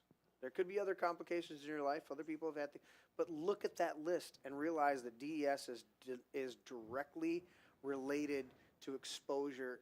Direct exposure is related to diabetes, cardiovascular disease, coronary arterial disease, myocardial infarction, Yes. high cholesterol, hypertension, brittle bones. I mean, just reading through this list is ridiculous. Gallbladder disease, ADHD. We had to stop, and you asked me, Karen, is this something that, do I know if I have a history of it? Just because, I fall in the category of the ADHD, I always chalked it up to the vaccines because they used a lot of stuff on the vaccines. Going down. But either way, they're poisoning the hell out of us. And if you look at that list, it's like, and this is just a what would you say, an overview list that we're trying to give, and just give people enough information to spark their interest to go, I've dealt with this, or I've dealt with that, or I've dealt with this, and can I do more research on it and find it out? Because whether we get actual recompense and lawsuits and everything like that, bringing this to the forefront and preventing this from going to the fourth and fifth generation from here on is just the fact that they didn't stop this stuff until 2000. Right. Yeah, Some places are still available for animals. Yeah. They give it to dogs and cats and hamsters and whatever else. Ridiculous. It's insane. It is insane. It is insane. All right, Hey, Karen. Karen, do you touch on any of the autoimmune diseases? They have that listed, but you can't hold the NIH feet to the fire on all of these autoimmune. So many people have reported them. Okay. Yes, we're at increased risk for the third generation. But to tell you exactly what list or what autoimmunes, it's not out there yet that I have seen. And the amazing, again, it's amazing thing to me is they don't want to make these direct connections, because then there's liability. Now it's removed, you only got a couple of years. But the reality is, it's like looking back and going to people have lost faith in the mainstream media because of a long history of them not telling us the truth. They've lost, the medical community right now is losing more and more faith from the people. People are losing faith in that medical, because they're seeing it and they're going, you don't care about me. They don't really care about you. If They I'm care in an about the dollars you bring. Yeah, if I'm in an accident and I break a bone, yeah, you'll put me together. But I don't want the drugs you give me afterwards. I don't want this other stuff. And when you get 5 hours of elective nutritional training out of years of medical schooling, that tells us that people, they have no clue. When you can realize, I was just reading something the other day about something simple that you could take, and it was, it's escaping me now, but it was, when I read it, I went, oh, dude. Like, you can take this just one simple milk thistle or whatever the hell it was, and you just take that, and it helps you with this. And you're like, well, I can do that, And now there's this huge surge, well, it's been going on for a long time, but of a resurgence of actual good, healthy things. But the FDA opposes that, and they have to make the disclaimer, not FDA approved. Right. And you buyers got to be aware, as somebody said in the chat earlier, it's buyer beware. It's like, okay, yeah, you're going to get some pharmaceuticals that are not awesome, but at the same time, you're looking at this going, okay, well, I'd rather take some herbs and some other medicines, or some other, what do you call it, non-pharmaceuticals, than ever. I don't even want to touch it. I don't want to look at that stuff, because it's just garbage. My heart doctor, he just freaks right out when I tell him what I'm taking to control cholesterol, Mom and he took just wants to hammer on me to take these damn. Mom took L-arginine for. They were like, your blood pressure's up. Your blood pressure's up. She took L-arginine for like 2 months. Blood pressure came right down. He's like, oh, you must be doing this. She goes, I never filled out your script, and I'm never taking that shit. Because she knew, and she still dealt with stuff. So I mean, I dropped my cholesterol, my LDL cholesterol dropped to 30 points in a month. Right. And I always have that debate with everybody about the cholesterol levels because I'm like, your brain's 70% cholesterol. So whenever we talk about, because all cholesterol is bad at one point, and then there's good and bad cholesterols. And then I go, and you've had people that walk in and their cholesterol levels are way up here and they're healthy as can be. And you go, all right, what are we doing here? You know, cholesterol is a Band-Aid on the inside of your arteries. So what's causing the actual cuts and tears? It's the horrible sugars, not a good sea salt, but or not a good sugar or salt, but a horrible salt, and bad sugars that are the crystals are ripping through your veins, and then your cholesterol comes to Band-Aid it, and then pretty soon there's a buildup, and I go, all right, what was the original cause? Right. You know, if I'm hacking myself and I'm cutting myself during work doing construction, there's a direct cause. I don't just shove a bunch of other garbage into the hole. You know? Don't? I mean, why not? Dude, it's ridiculous. All right, Karen, I don't know how many more slides are on this one. Where we want to go from here? We're going to talk about Jay, but I really want, if you go 2 more slides. 2 more slides. One more. One more? One more. Okay. DES had the potential to alter up to 900 different of our genes. And I only have a few of them up here that I have found in some of the research articles, but the ones I put in the top and the other bold ones are really the ones that are help forming the reproductive organs. Okay. And as the cells were forming, the first 14 weeks of pregnancy, it was really dangerous for the fetus.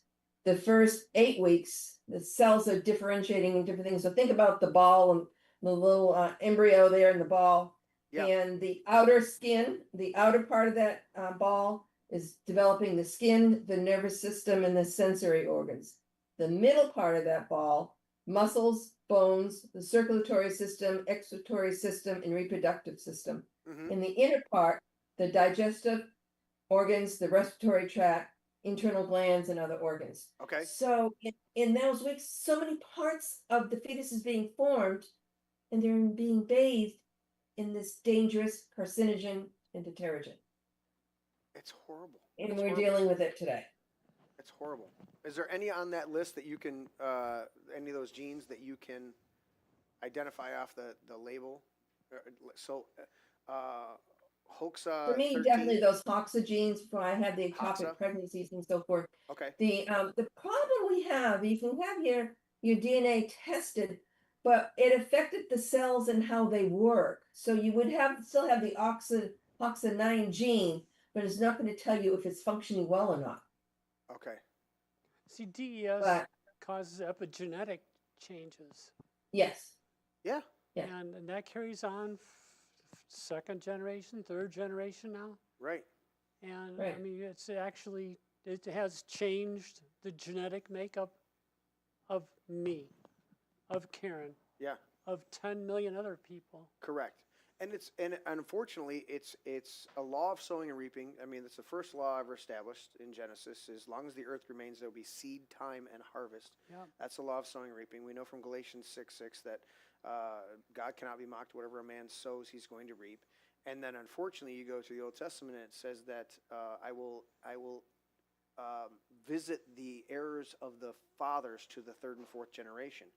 Well, or the sins of the fathers to the third and fourth generation. And when you look up the Greek word for sin, it literally means to miss the mark or error or not have a share in an inheritance. And when we look at this, is our pharmaceutical medical society putting an error in the genome, in the literal womb of these mothers. This is an error. This is a defect. And it's being visited to the third and fourth generations, which is literally what Scripture says it would be, is that it's going to be visited, because it's not because God's trying to punish. It's the fact that it's cyclical. It takes time to weed this stuff out. And when you've been poisoned horribly by something, that's why nutrition, even for the children of Israel, there were prescriptions because they were living in the desert. There were dynamics there, and the Lord's like, don't eat this, don't eat that. Why? Because don't eat swine in the desert. Why? Because you're using your swine as a garbage disposal. You don't want that. You don't want what's coming out of the rear end of you, and they're getting access to it to then come back around, right?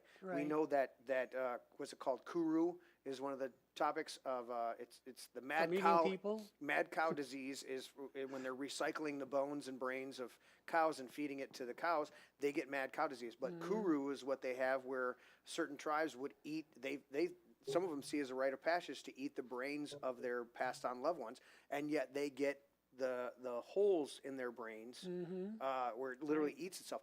These are dynamics. You can't mess with this stuff. You have to live a healthy, wholesome life to the best of your ability and not be ingesting these poisons. And yet they lie to us. They say it's for your good. It's going to take care of this. It's going to take care of that. And so people do it, and they don't even realize that it's going to be third and fourth generation before this stuff even has the possibility of coming out of that genetic chain of dysfunction. Right. Now, what's really particularly disturbing about diethylstilbestrol, and I'm sure 1,000 other different drugs, Yeah. is that when they did the laboratory testing with the mice, they knew what the problems were going to be. They knew they had epigenetic changes with these mice. Yeah.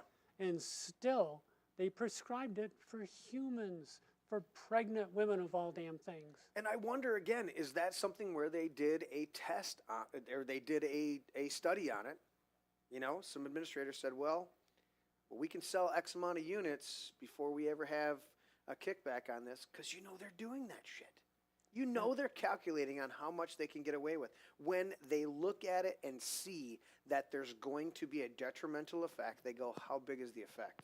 Right. And what's really, really disturbing is that these defects, they don't show up for decades in some cases. And that's much more advantageous for the whole pharmaceutical industry in general, because if it doesn't show up for a long time, they get away with They're it. scot-free. They're scot-free. Yeah, and they've made their money. Karen, back to you. Where do you want to go from here, hon? Actually, we've covered all of my slides, Okay. and I know Jane's got some really good things to talk about with the livestock. Yeah, And are we then her going that with story. DES babies in the food supply? Yeah. Okay. Are we ready to go to that one?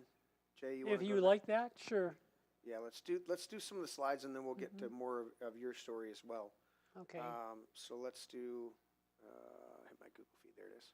All right. So it's cutting off a little bit on the top. I don't know why, but go ahead. So Yeah, that happened on mine too. yeah, It says DES in our food chain. yeah. Did you know? Did you know that the DES was intentionally introduced into our food chain starting in the early 50s? Mm-hmm. They decided that, wow, you know something? This stuff causes some pretty massive weight gains, and it doesn't cost us much. Mm-hmm. They marketed it across the country initially in cows and beef cattle. Okay. Then they started the dairy cattle because it improved milk production by an order of magnitude. Right. The beef cattle were typically you get about 2 pounds a day in a feedlot. Okay. These cows were putting on 4.5, 5 pounds a day. Right. You got to fatten them up. You got And to. they were between 50 and 100% quicker weight gain. And they were saving 4 to 5 cents per pound Okay. on feed costs. So then not only did they increase the size of these cattle enormously, like unnaturally, Yeah. they also saved money at the same time. If you were a cattle rancher, you're out of luck if you don't do it. You are definitely behind the 8 ball because you got huge lost opportunity compared to your all the rest of the farmers in the world. Right. All the competitors. All the competitors, they're Yeah. all out there selling their cattle. Yeah. Who are piling the weight on, Yep. and you're not. Right. You're going broke. Well, You're getting rich. It's dirty little secrets, like even the natural stuff with the chickens, where they manipulate the lights or the openings to their enclosure to open every 3 to 4 hours because it signals a new day, and they automatically come over to the feeder and start eating. Right. And so they manipulate the hours of it, and so they raise these chickens, a lot faster, Right. and they're just puffed up. I mean, the reality is, the little strawberries in the wild are the tastiest ones. They are. These big ones that are just water filled and everything like that. It's like Yeah, you can get it fat, early to market, but is it healthy? Is it good for you? No. Do you know what had the best wild strawberries, by the way? Yeah. Sleeping Bear sand dunes. Of course. They're It's great. phenomenal. That sand up there is phenomenal. Next slide, please. I have to take my Jeep there. You do. Go there. All right. How do we get our babies in there? We're back to the babies again, the Yeah. DES babies. These children, they were supposed to keep premature births at bay, Yeah. supposed to prevent miscarriage. Yep. Did none of that. They knew that in 1953. In fact, Karen had alluded to that with that one doctor who had made the reports, right, in 1953. Look at This that- does look at that. not Right. work as The advertised. Dykeman's. Yeah, look at that phrase on there. Safe and effective. Effective and safe. Yeah, safe and Where effective. have we heard that before? Yeah, exactly. Yeah. I like the verbiage they put on there. DES records the highest fetal salvage.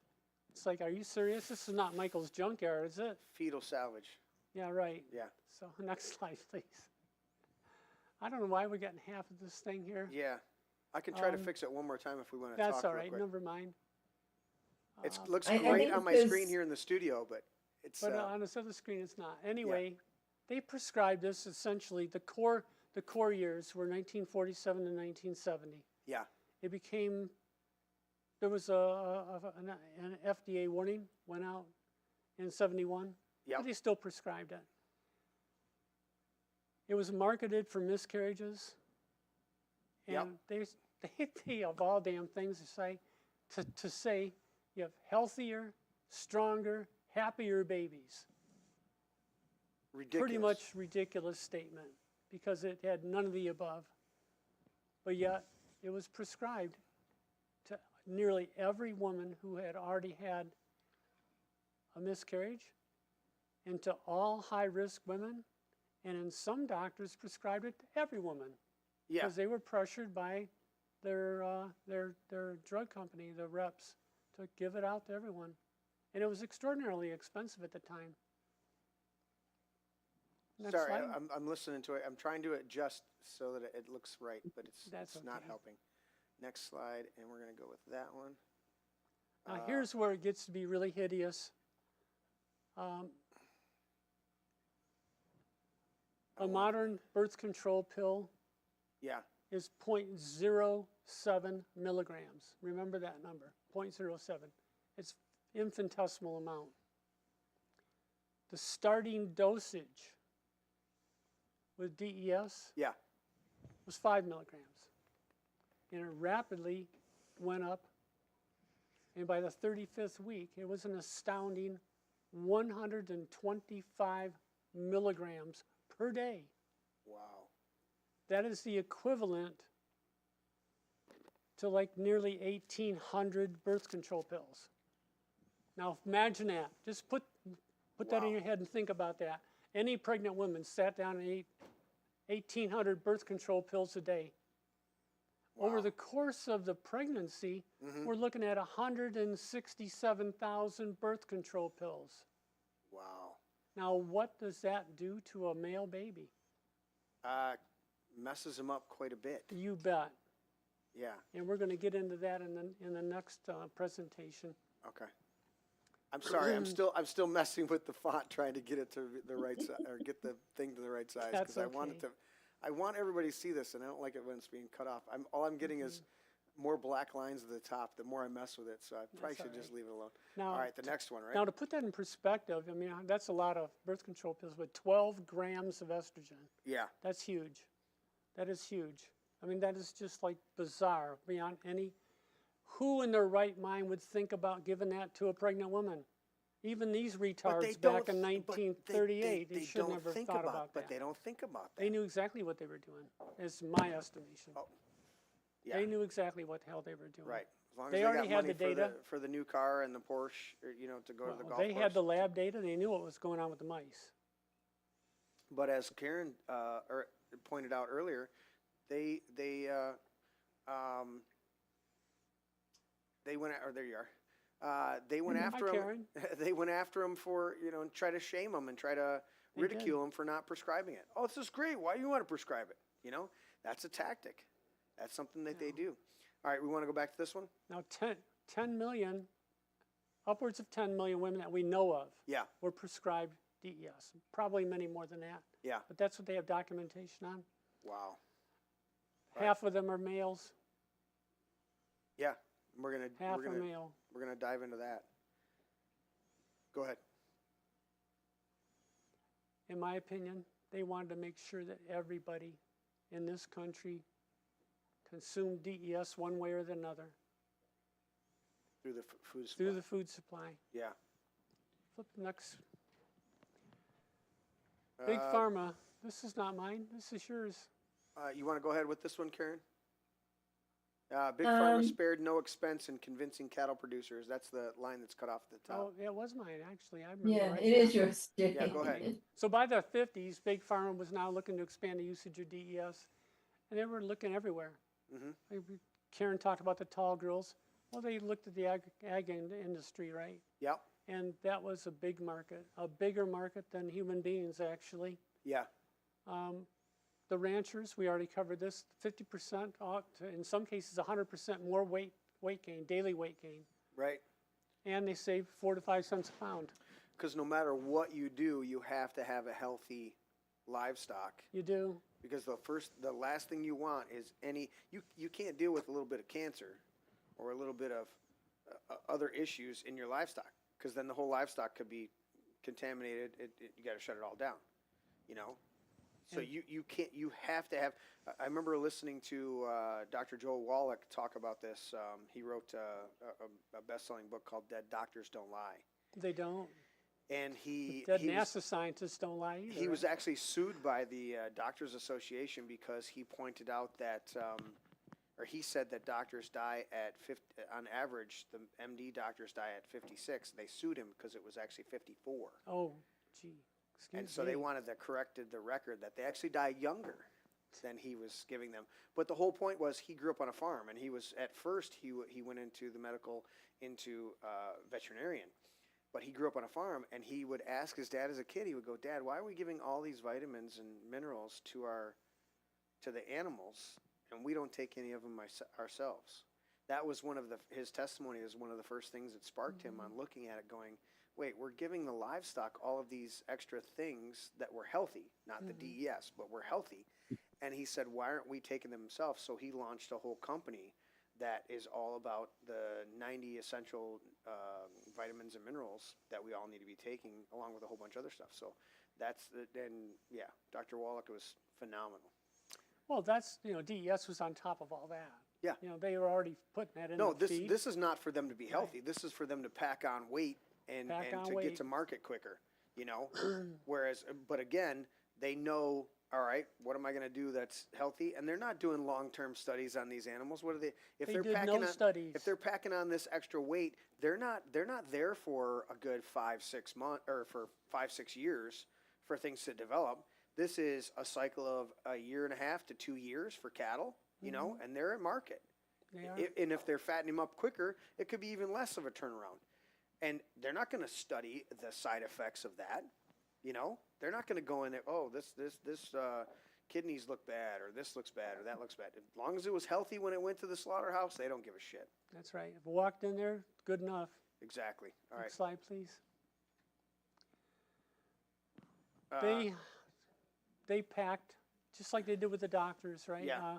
Every doctor was just beat up with advertising, with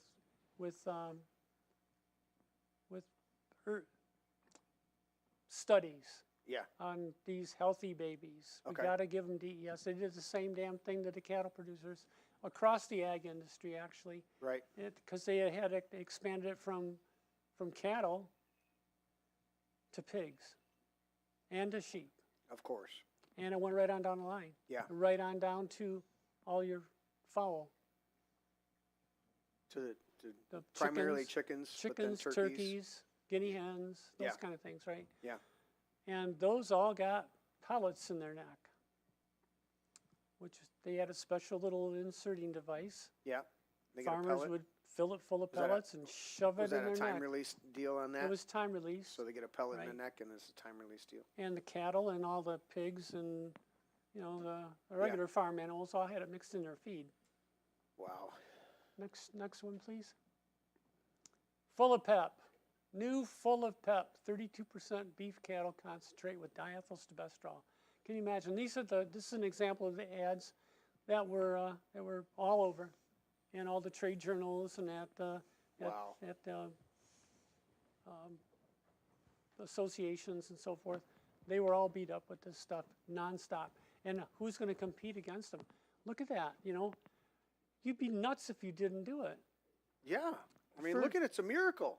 It's better than a miracle. Yeah. Oh my God, you can put on a 50% higher weight gain per day. Per day. Per day. Why not?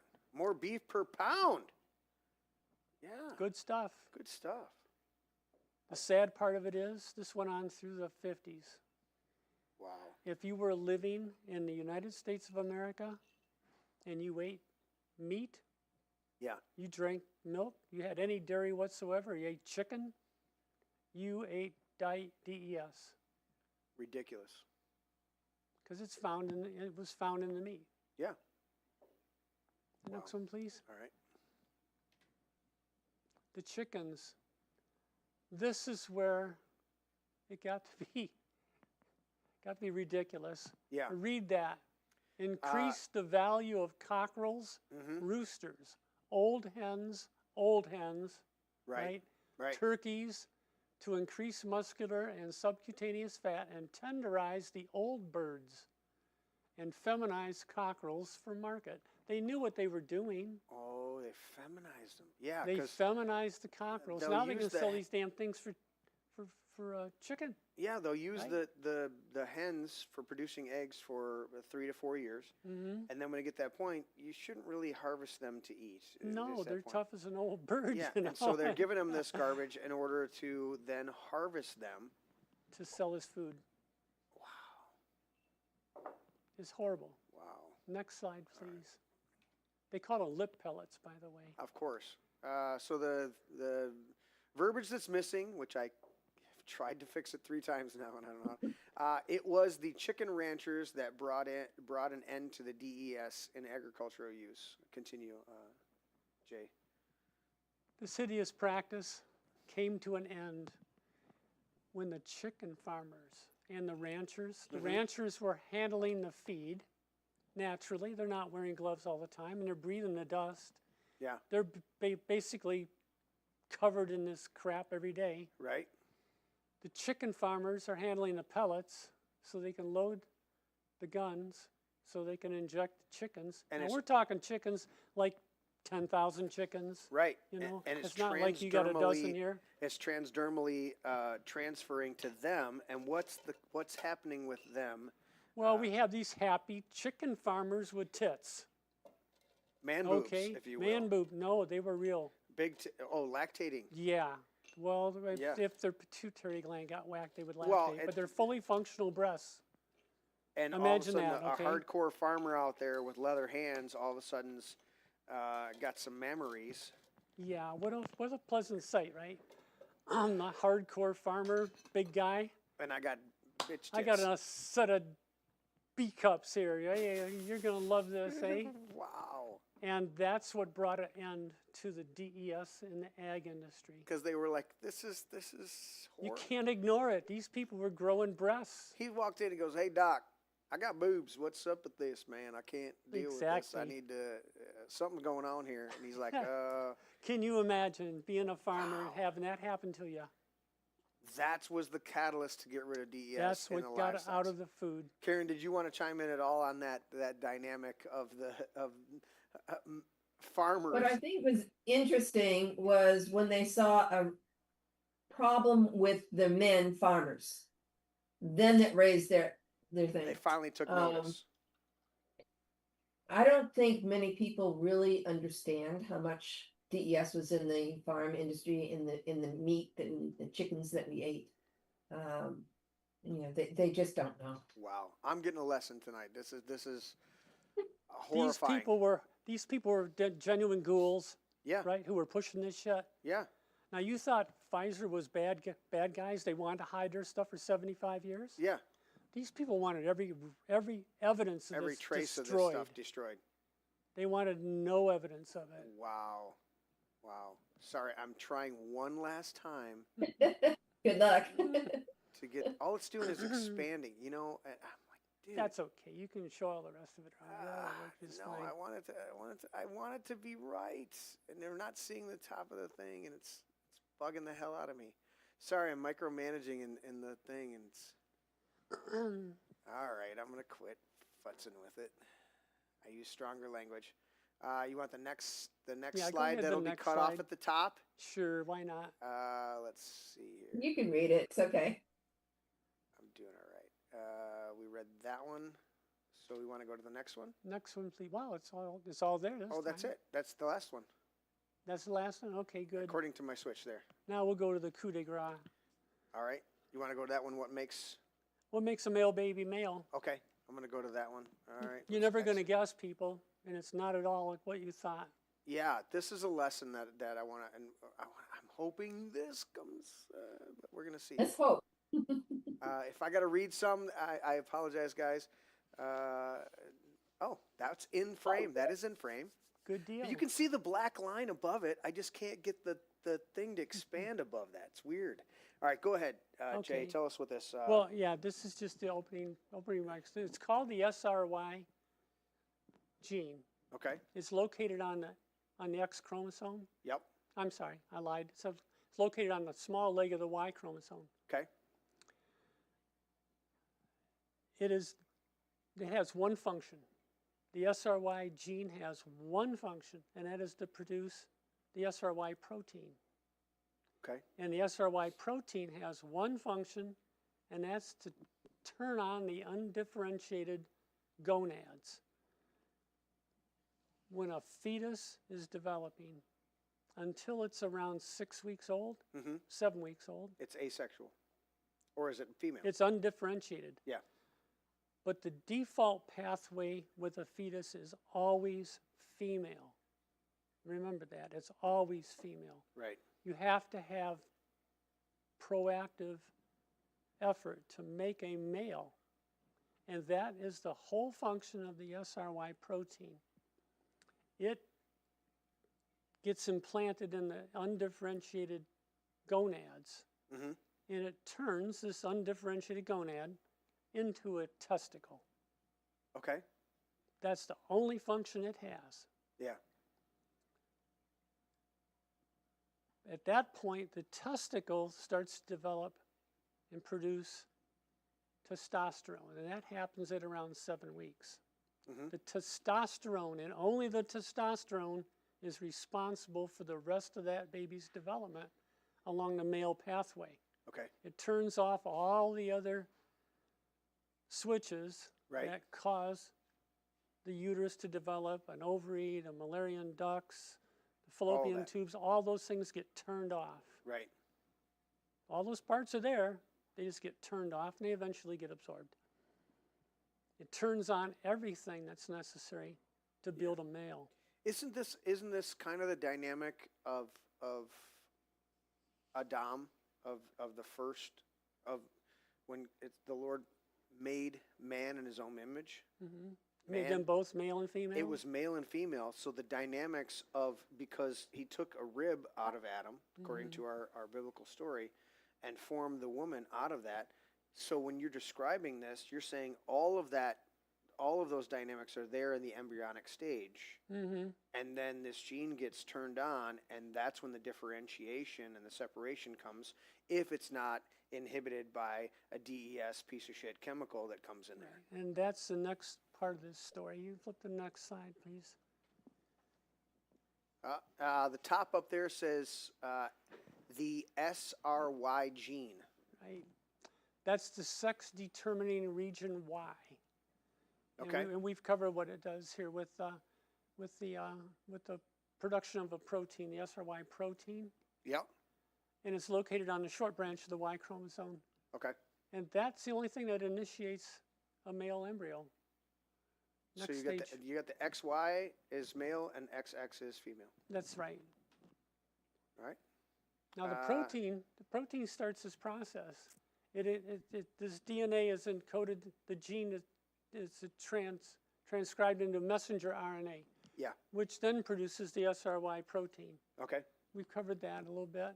But testosterone, like I said, that's the key. Without testosterone, you have a female. Even though this thing has happened, right? Right. You'll have a female with testicles without testosterone. Which is what the problem with DES is causing this interruption. We'll get there. Yeah. Next slide, please. Now this kicks off the production of the protein. It triggers undifferentiated gonads to turn into testicles and produce testosterone. Yeah, the line you guys can't see is undifferentiated gonads, the top line. The default pathway for human development is always female. Now what undifferentiated gonads means is that you've got the start of a reproductive system. Yeah. But it is not male, it's not female, it's just a bag of parts. Yep. Right? Now Yep. we've got to do something with those parts. Yep. So next slide, please. What if the fetus does not get enough testosterone early in gestation? Now here's where the problem lies with DES. Mm-hmm. Because it's a synthetic estrogen. It's a synthetic estrogen. It's an estrogen, any kind of estrogen. This can even be a problem with stressors, right? Right. Because cortisol will also disrupt the testosterone. Yeah. Really, really high testosterone level, really high cortisol levels will disrupt testosterone levels and also cause birth defects, which we'll get to, right? Yeah. Now, what happens here is that the DES overwhelms the testosterone, and it can no longer proceed down the pathway to become a male baby. Even though the Y may have... Even though the Y is the producing the protein, yeah. the testicles are producing testosterone. Yeah.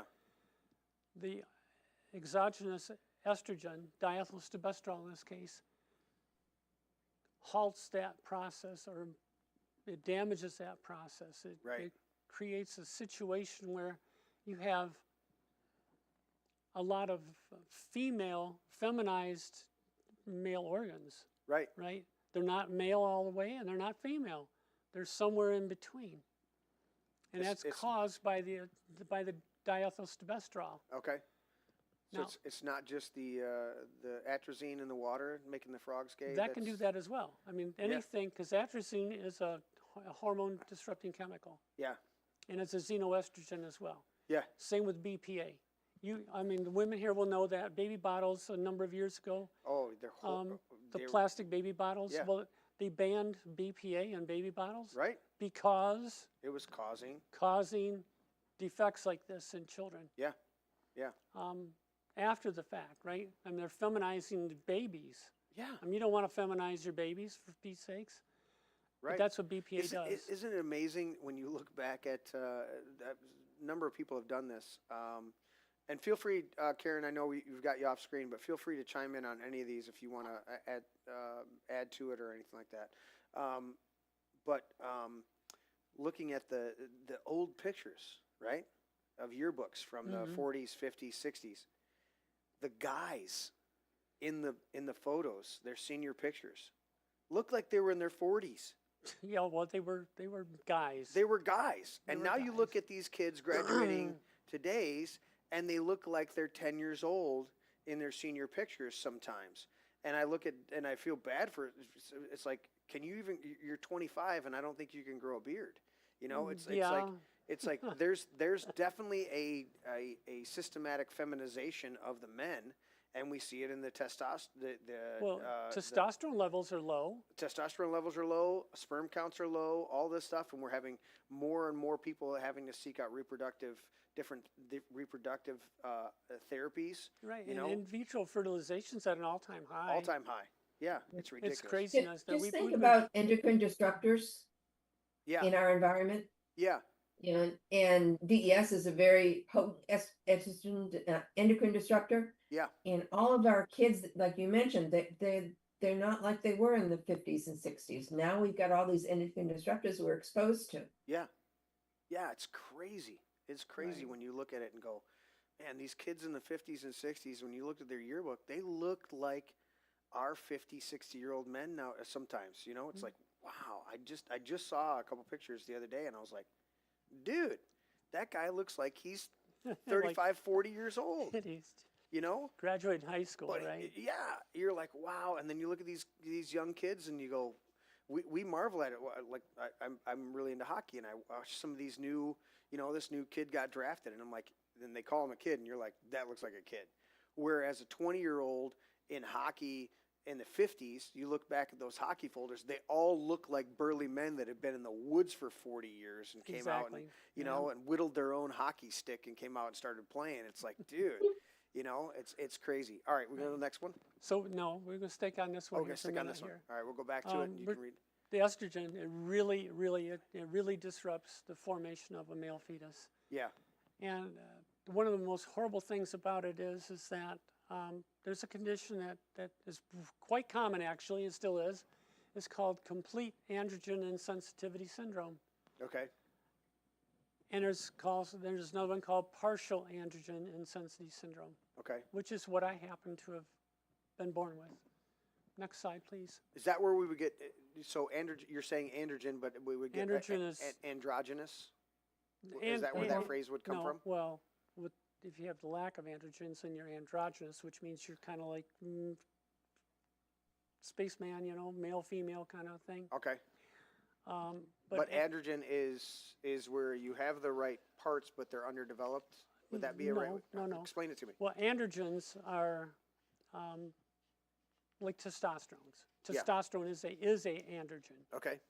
right? And if you have, Hormone related.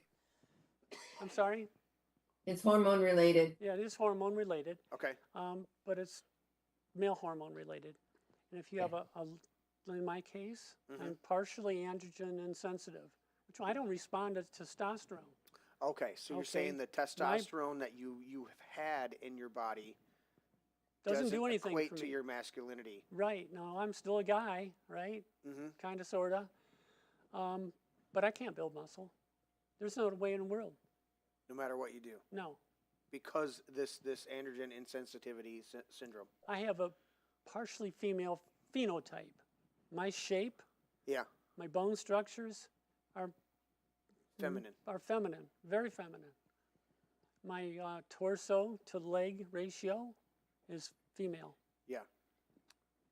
My finger lengths, index finger to the rest of my fingers is female. Okay. You know, guys are very much shorter, and a woman's will pretty much be the same as the ring finger Okay. on the right hand. It's a phenomenon that is pretty much right hand. Yeah. Left hand, forget that one. But if you're born completely androgen insensitive, it means you have absolutely no response to testosterone whatsoever. You're still genetically male. You are fundamentally identical to a female in every respect except you have no reproductive system. Wow. You have a vagina. Okay. And women don't realize this until they're a teenager. And puberty kicks in. When you go into puberty, you don't grow breasts. You don't menstruate. Mm-hmm. It's like, what's going on here, you know? You don't have any estrogen because you have no female reproductive system. You're XY, genetically a male. Your body is a female, 100% female, but no reproductive system. That's what the kind of weird shit that diethylstilbestrol has done to so many people. Wow. Wow. This is, I'm appreciating so much your explanation of that because that's one of the best clarifications and understandings of that dynamic. Is there anything, Karen, that you wanted to add to that, this clarification on this being 55 years in nursing and having gone through Jane, thousands of papers and discover it? Go ahead. Jane has really described it very, very well. And it's not taught a lot in school. It really isn't. Just like DES wasn't taught to the physicians. But for me as a nurse, and I was a young nurse, I was working in Rhode Island, and I was working nights, and I was on a little floor, and we had about 12 beds, and we had children, adolescents there, young adolescents. Okay. And we didn't know if they were boys or girls. Wow. Now, this is the 70s, so we didn't have the DNA. So we couldn't do some of the things that Jane was talking about. And it was really sad because the doctors and the parents were kind of deciding for this child what they were going to be and Wow. doing surgery. I've talked with quite a few DES sons that have had surgery as infants and young children, really didn't know why, or they had all these scars and they didn't know why. Yeah. It's because they were doing surgery to make Hello. them into a male or a female. Yeah. And I want to point this out as we're on this topic right now. Jay, you had multiple surgeries. I did. And you were 13 months, I think you said. I was 13 months in Detroit Children's Hospital before I got to home. Yeah. But you had specifically a dynamic. You were born in January, and they didn't even issue a birth certificate Until March. and Till that the end of speaks to what March. Karen just said. Is she's walking into this floor, and no clue as to how to identify these kids because they may be genetically, but they weren't doing DNA testings. They may be genetically male, but they have this syndrome, this androgen insensitivities, so they can't even absorb any testosterone their body may be even producing. And then they're making these decisions, doctors are making decisions to do operations on these children that are already being poisoned by DES, and then they picking wrong. They're making the wrong decisions. Many times they do. Many times And then these kids are growing up and they're trying to find out, and we're drawing a huge distinction between those that were clearly men that want to put on a dress and sneak into a little girl's bathroom and cause an assault, between people who are legitimately have been, for lack of a better term, and I've kept it clean, fucked up by the pharmaceutical industry out there. Mm-hmm. That's literally what's happened. It is. And then further exacerbated by a medical community that doesn't know how to have a little bit of discernment or wait a few days or a couple years or a couple months or whatever and go, you know what, we don't know, so let's leave it alone. No, let's get the scalpel out. Let's make a cut. Let's make a decision. Some parents stand there going, we always wanted a little boy. So if it's one way or the other, make it. It's literally these are the type of dynamics that are coming through, and we're sitting here dealing with the aftermath of millions of people, and part of that portion of those millions of people are dealing with this. Mm-hmm. And as Karen kept saying. Multiple times, we'll get to the men, as she was explaining the breast cancers and the cervical cancers and things like that, because the men don't talk about this as freely as the women do, and so it flies under the radar. These DES sons who were messed up physically, and there was a choice made for them, and as you said, they're genetically it's a male. Mm-hmm. But the parts are here, and how do we deal with this stuff? And we're living in this society, and we're trying to navigate how to approach it. And there's such little lack of information. And shout out to you, Karen, just for bringing this to the forefront and being at the tip of the spear, bringing this information to the table continually. All the speaking engagements you have and coming on our show tonight, you're making people aware so that we can start to really fundamentally understand the struggles and the battles that people have had, that for no other reason, they didn't do something, they didn't go out of their way to do this, for no other reason than a pharmaceutical company wanted to make money and push a product. Mm-hmm. You've had to live with, or a chemical company. Yeah, that you want to, well, yeah, I mean, we live in Michigan, where we've had the Dow Chemical and Dow, what was the other one? The other chemical. Dow Corning up there? Dow Corning, yeah. Right. That they poisoned our rivers and streams up there to where they it's horrible. I mean, just thinking about we had this whole campaigns about the eagles, that they were softening the eggs on the eagles and stuff. From the DDT. From the DDT, right? Right. And we had to get rid of the hairspray because it was the Chlorofluorocarbons. Yeah, we're depleting the ozone layers, and I'm like, and this is the first time I'm hearing about DES. You know, this They kept is it a secret.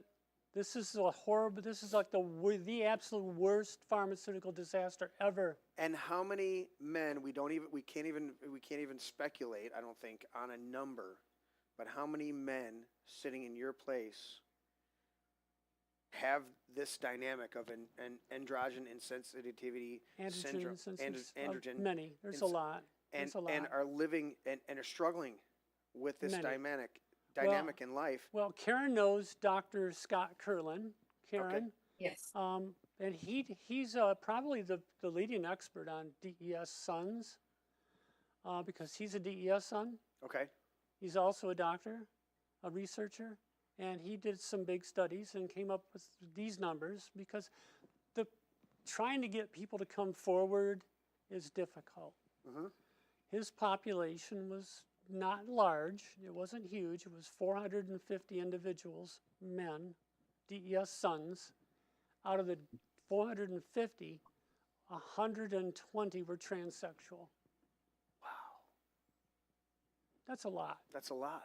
That's a lot. Yeah. when Scott and I together wrote the DES pamphlet, Caring for the Diethyl Exposed Patient, and we have a whole chapter on sons and gender identity. So we collaborated in that. This week we're going to publish a new version for 2026, but he's a wealth of knowledge. And I want to point out that the term transsexual is vastly different from the term transgender. They are not the same. They are worlds apart. I wanted to make that distinction for everyone. Because one is a watching the legitimate show. condition brought on by DES or some other Right. pharmaceutical or environmental interference with a natural process, where people are legitimately have to try to figure out these dynamics. And of course, you had doctors and everybody at the beginning. Here comes out a baby, and we don't know. And Karen's walking the floor of these facilities up there where you say it was in Connecticut, and you're dealing with these babies, and we don't know. And then somebody's making a decision. Well, I think more like, and they didn't have DNA testing back then to determine what the actual dynamic was, because that would have been helpful. It would have at least been a push in the proper direction to do a DNA chromosomal panel and figure that out. Because you're arbitrarily looking at it going, well, it looks like they got more balls than they do vagina, so let's do a surgery on there. They literally pull the penis and measure it, and if it's, do you know offhand the number of centimeters? I wanted to say it was 1 centimeter. Yeah. I think it's 1 centimeter. You may have it on another slide, Jane. I don't you have gotta it. put I that on didn't put another it in my slide. slides. They pull the penis. They put a slide rule. They put a ruler on it. They do the underside. Female.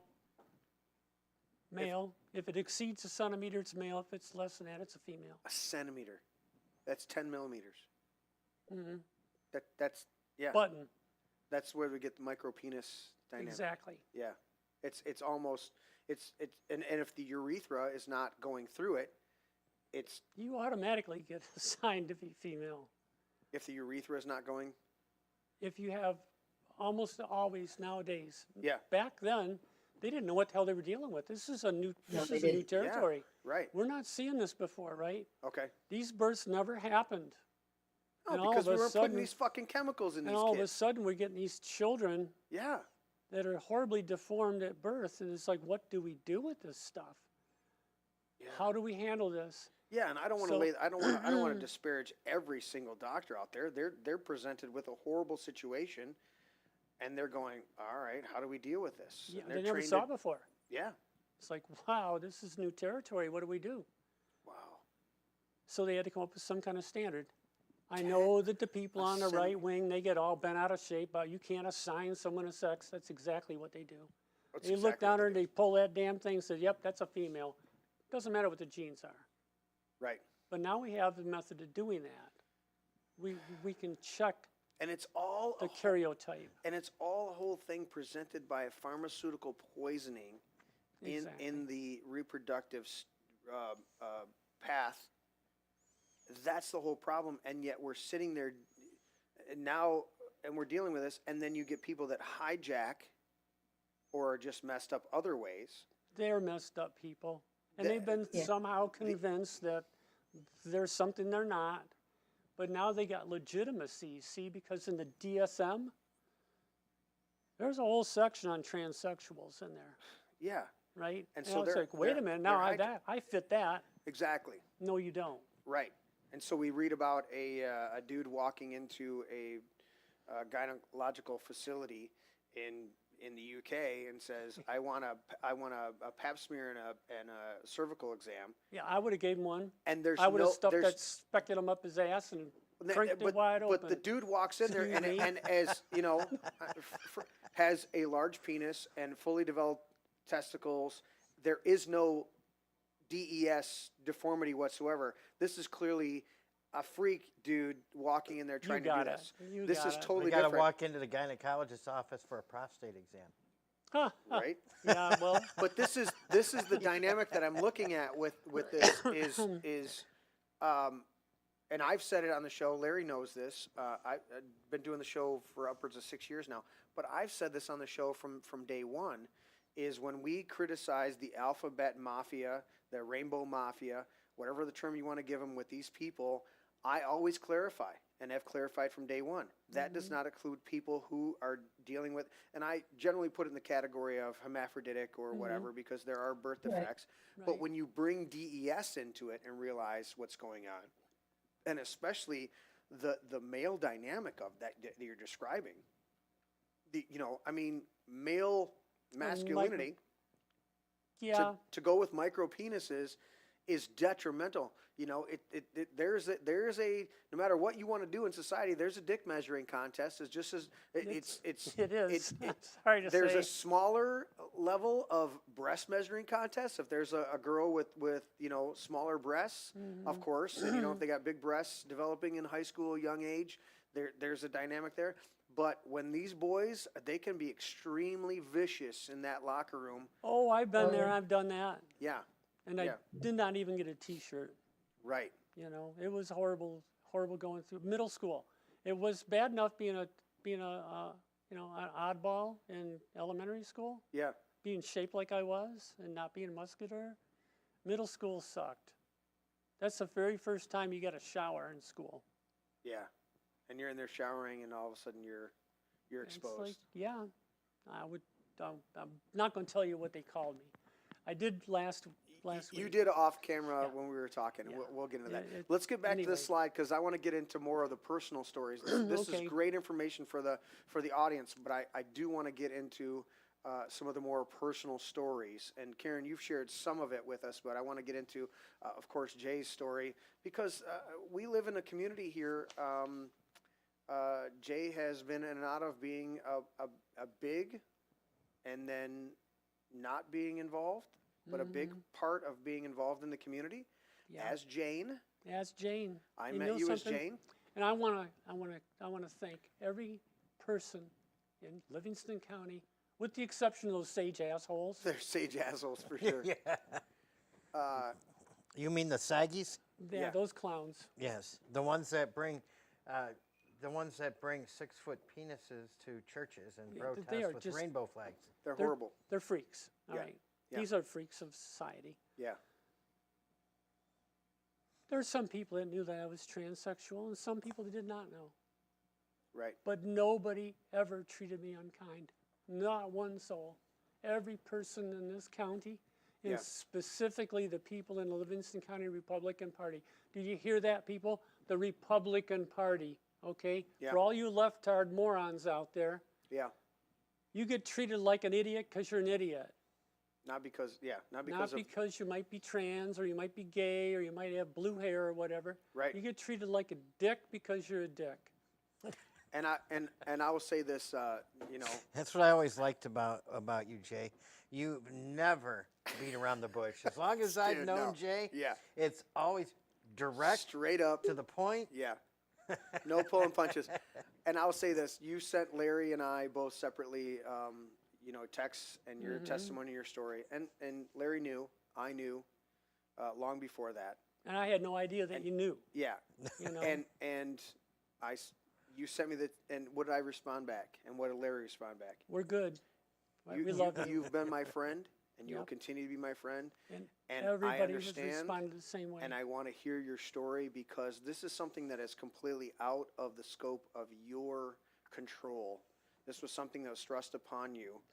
I had nothing to do with it. You had nothing to do with it, and you had to try to navigate. And you went down a road you thought was good during a difficult time in your life, and you've come to a realization that that wasn't.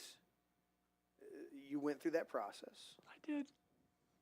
and It now was the hardest damn thing I ever did. yeah, and now you've come back It around, really was. and you're going. You know what? And I want to dive into some of that dynamics that when you were born, they didn't know. They didn't. 2 We're going months to get before there. they give you, yeah. We're going to get there in a few minutes. Okay, let's go. Anyway, Let's go back to the slides and let's do let's this. flip to the next slide Yeah. here. We're on it. I got to find out where Next the heck slide. I am here. There we go. So the That's top it. line you're missing, you are XY, so that makes you male, or does it? Yeah, does it? Yeah. And that's where we get into the androgen and sensitivity syndrome because, like I said earlier, it's always, the pathway is always female. You have to have testosterone, and you have to have an adequate amount of testosterone in order to form a male fetus. Correct. Without the testosterone, then you start getting into some real trouble. And that's where these horrific reproductive system defects come in. Mm-hmm. And your phenotype, your brain develops. Yeah. People don't recognize the fact that there's a definite difference between a female brain and a male brain. I do. You know? But yes, I understand what you're Hello? saying. Yeah, the feminine brain, correct me if I'm wrong, is much more emotional. It is. The way that I would do counseling for many years in church was I would do counseling and I'd say, men are extremely emotional, but they're ruled by their logical decision making. And women are extremely logical, but they're ruled by their emotional proclivities. They That's will one make, way of putting it. they will have a hugely strong emotion and make a strong logical decision based on it. Men will have a strong emotion but make a logical decision based on the best outcome. And if you don't understand that simplicity of that dynamic, men are many times are far more emotional than women, but they make decisions logically. Women are seem to be more emotional because that's where they're making the decision versus men making a logical decision. But women are also the nurturers. That's why it has to be Right. much more emotional. She has to care. They are the nurturers. And Dad's gonna go, stop your crying, man.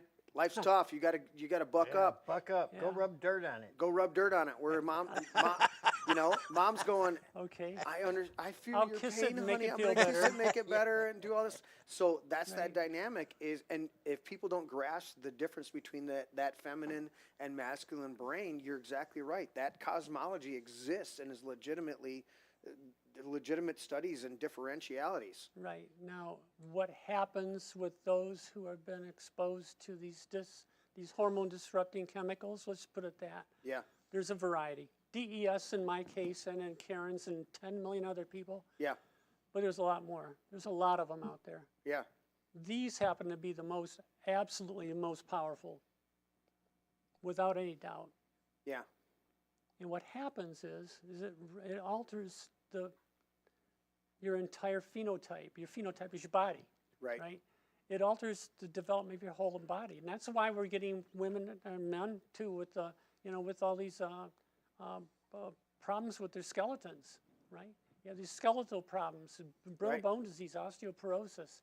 You have a The host of spinal degeneration is big. When I put something out there in spinal degeneration, bam, everybody's all over it. Well, I happen to have a unique problem myself, and it's like I have degenerative disc disease in my lower spine.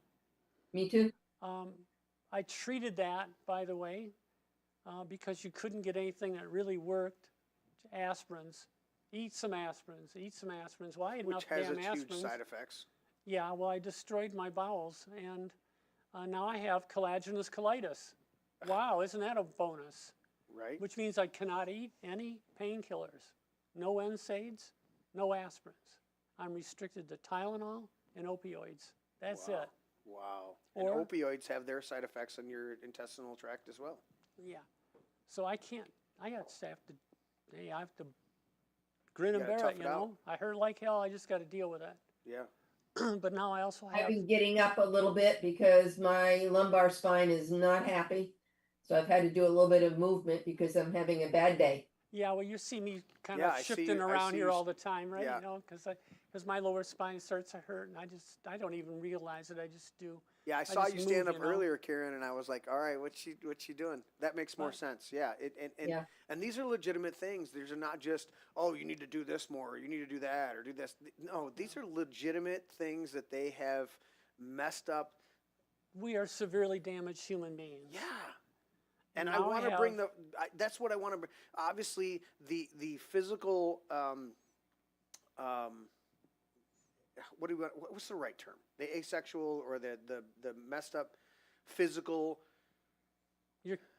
Well, your karyotype is Right, but I'm saying relates to the to genitals being genetics. messed up. What's the correct term that you would use for the genitals being androgynous or not one way or the other, and they're measuring the micropenis to see if it's long enough to do this? What's that term? Because what I'm saying is from the cancers, from all of the other things that we listed in Karen's slides, you bring it all down, and you're dealing with the Gender most- identity. gender identity, right? Oh, that's But I that wanna- resides in your the reason head. I struggle with saying some of the terms like a gender identity is because we have these jacked up people that walk in. You know, we've got a 6'4" dude that walks in with a huge schlong to swim against a little bunch of little girls because he was at best a mediocre swimmer as a man, and now he's going to go in there and capitalize on this Right. and swim against a bunch of little girls that have gotten up at 4 or 5 in the morning to hit the pool before school and then went to the pool after school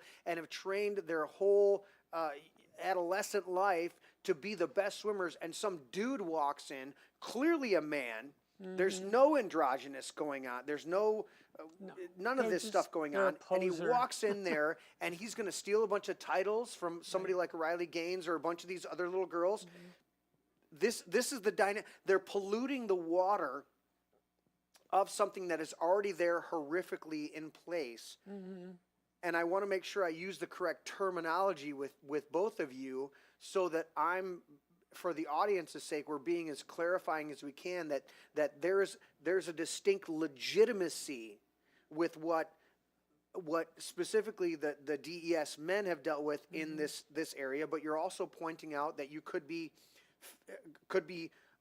have all the parts of a woman, but not be genetically actually a woman, Right. and there's other things that aren't working. I'm like trying to make sure that I use the correct terminology because I don't want anybody to walk away from this discussion with the incorrect terminology, and then they're in a debate with somebody at work Right. over, what you mean, think- butch a guy walking into a bathroom? No, we're talking about people that have been legitimately chemically fucked up, and I want to make sure we use the right terminology so Right. that when you Well- have this discussion later and go, you know what, I do actually have a friend that was born pretty messed up, and think I that's- support them 100%. I think the term you're looking for is ambiguous. Okay, Ambiguous. All right, There you it's go. a- That's a good that's one. great. It's an ambiguous Ambiguous genitals.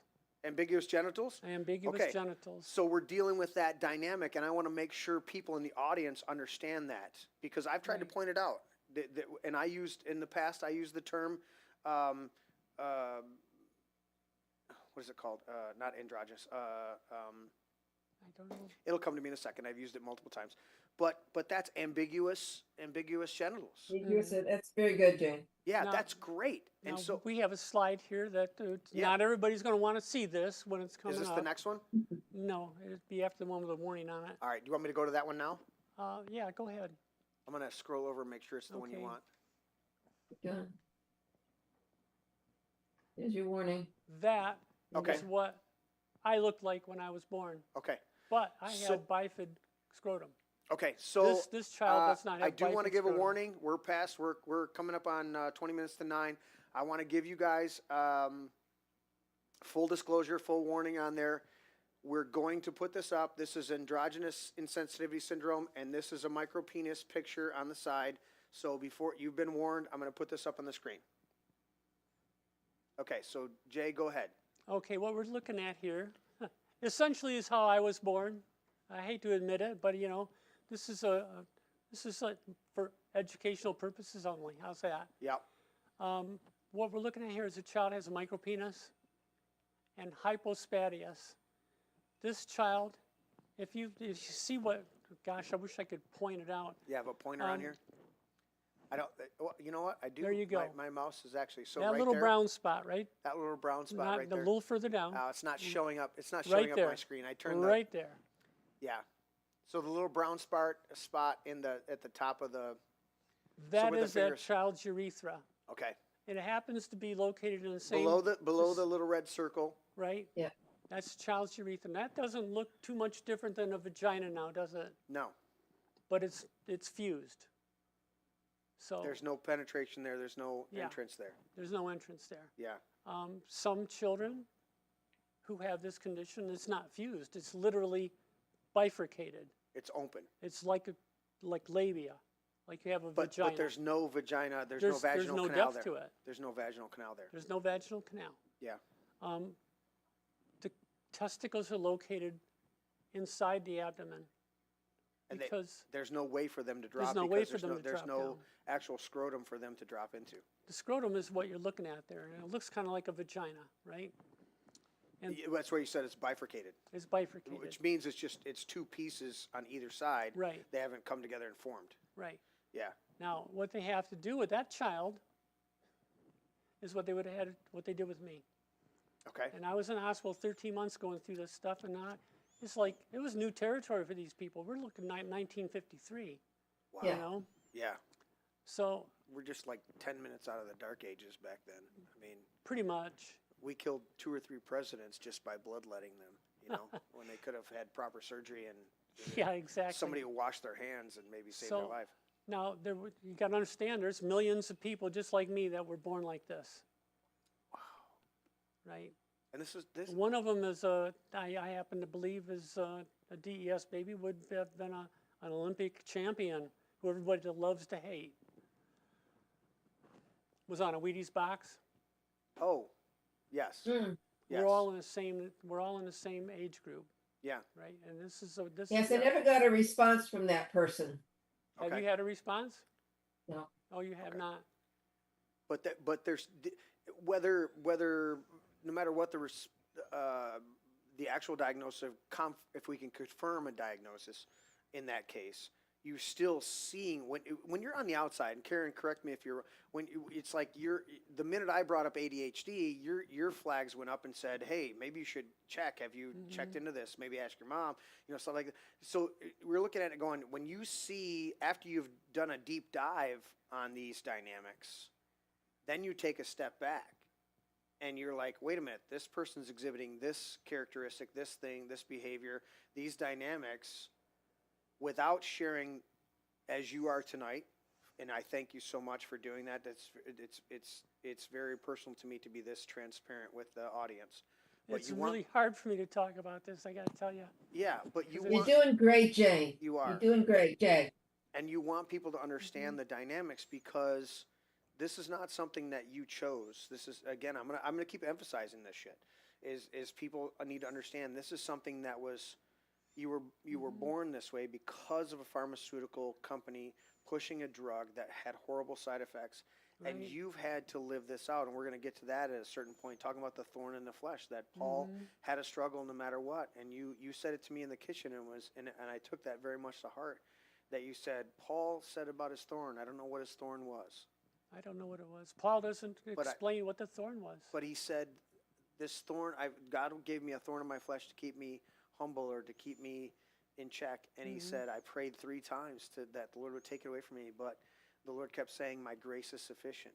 My grace is sufficient. And I sit here across the table with you and having a couple preliminary discussions, one with Karen. We had the phone call the other day, and then you came over and hung out yesterday while I was trying to work in the wood shop.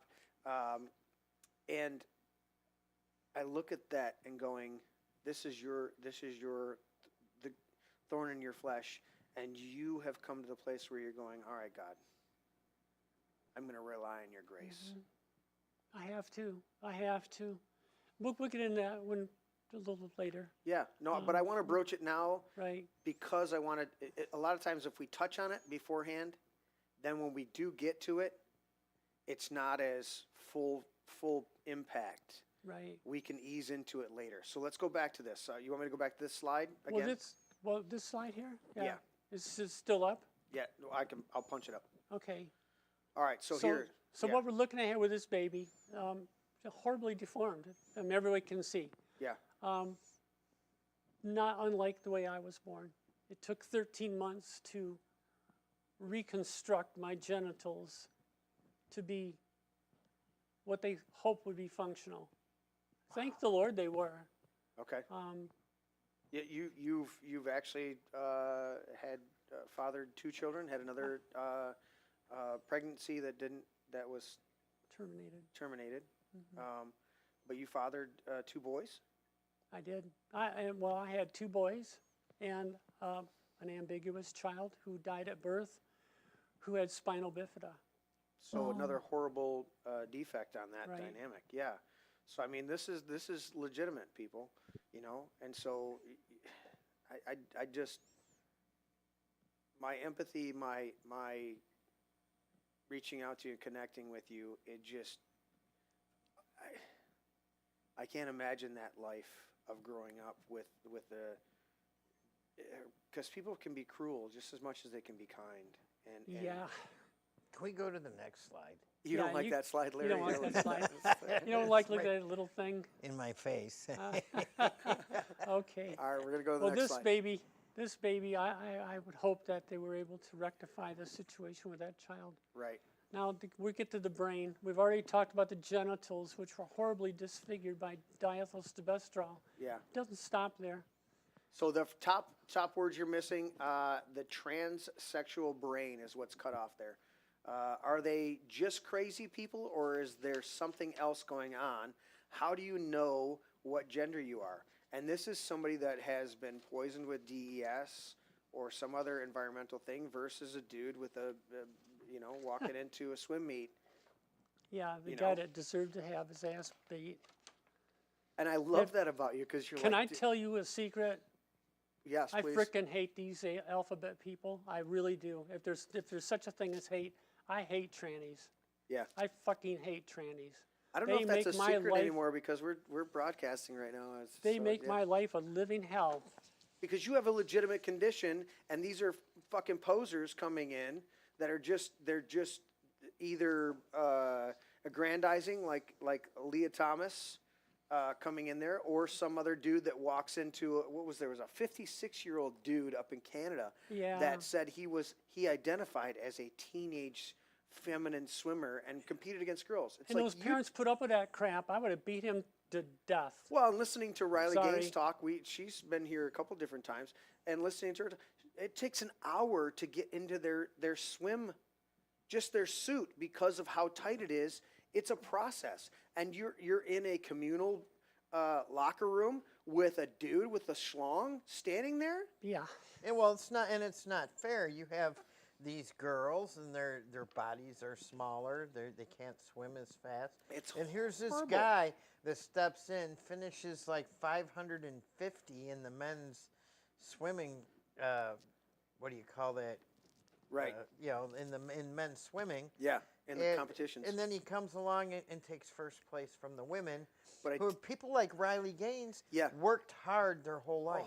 yeah. Yeah, and I find that appalling. In the age and of Title IX. embarrassing. In the age of Title IX is appalling and embarrassing. Yeah. Yeah, that's not a victory. and Shame on you.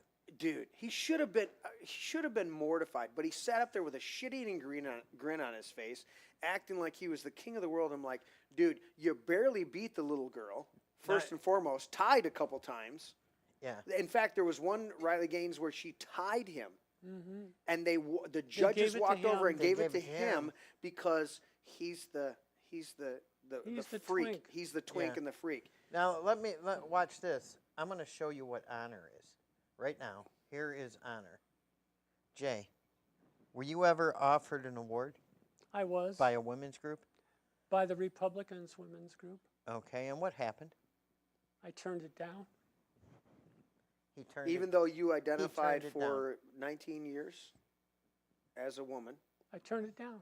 you turned it down because you knew in your heart of hearts. I made up a story. I said, listen, I don't deserve this. It was Courage Under Fire Yeah. award. I don't deserve this. Well, yeah, you do. You've done a lot. I don't deserve it. I've been sick for a year and a half, almost 2 years, and Yeah. I haven't done anything. I don't deserve this. If Give they would it- have presented it as person, that would it have been different. It was a would've been different. Person of the Year award. Yeah. And subsequent to that, when I was asked why I didn't take it, because they knew, you know, I said, I'm not a woman. Yeah. I get so angry when people steal valor from veterans.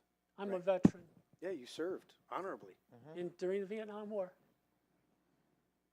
It really angers me when people steal valor. Yeah. The last thing in the world I was ever going to do Was steal the valor. was steal an award from another woman, from a real woman. Right. Even though you felt much more comfortable dressing as a woman, behaving as a woman, see, that that's was more that comfortable. that is honor and integrity. But because Right there. That is what honor and integrity looks like. Yeah. That Can I is tell the you how picture of intense honor. gender dysphoria is? Please tell the audience, because we want to make the differentiation between people who have been poisoned from the pharmaceuticals and a bunch of these freaks out here, which you can't stand. Okay, I Make the can't. distinction. There's some of them, and I'll be honest with you, Catboy, Yeah. I have a soft spot in my heart for him. Okay. I really do. I think he's damaged goods from better It living could be, through chemistry. it could be a third generation. I don't know his story. I don't know his backstory. Yeah. But I do know he's brilliant. And that's one of the And things. is also being used by that community. He is being used by those freaks. Yeah. Yes. And I understand. Mm-hmm. I tried to blend in with those idiots, not the sage clowns. But But at least the- find some connection to some Right. group. Yeah. And you can't. I mean, there is no blending in with these people. Yeah. They're different, right? I Right. mean, they're like different. Yeah. Because they're not into trying to figure out who they're, what they are and what their identity is. They're into some freaky shit. They are, and I am not. I'm about the straightest son of a bitch you ever saw in your life. Right? I don't even drink alcohol, don't smoke dope, I don't do none of that stuff, Yeah. right? I walked a straight and narrow. I did all that shit when I was 17. I don't Yeah. need to do it anymore. So I feel Catboy, whatever his name is, Pritikin or Kittykin or Yeah. I don't know what his name is. Ella. Ella. Ella's the name that. I have a soft Ella spot. Nitikin. There you go. Nikitin. Yeah. Is Yes. that it? Yeah, Nikitin? Nikitin. I think I'm saying that better than you, but Probably. I know he's bright. He's bright as hell. He really is. You know, Right. I've He's very talked with bright. him. He's not like the devil. I mean, he's definitely far left wing. All right. And when I asked him about the cat dude ears, yeah. right, he said it was a metaphor for his autism. Which That's is what I he another walked said. thing. into one of the school board meetings, and Ella, as he identifies it with, walked right up and started a conversation, knew who I was, but didn't let on that he knew who I was, running the podcast. Right? And at a certain point, just the emotion welled up and said, "Can I have a hug?" That's who you had. You asked him that. You No, asked him? no. He asked you.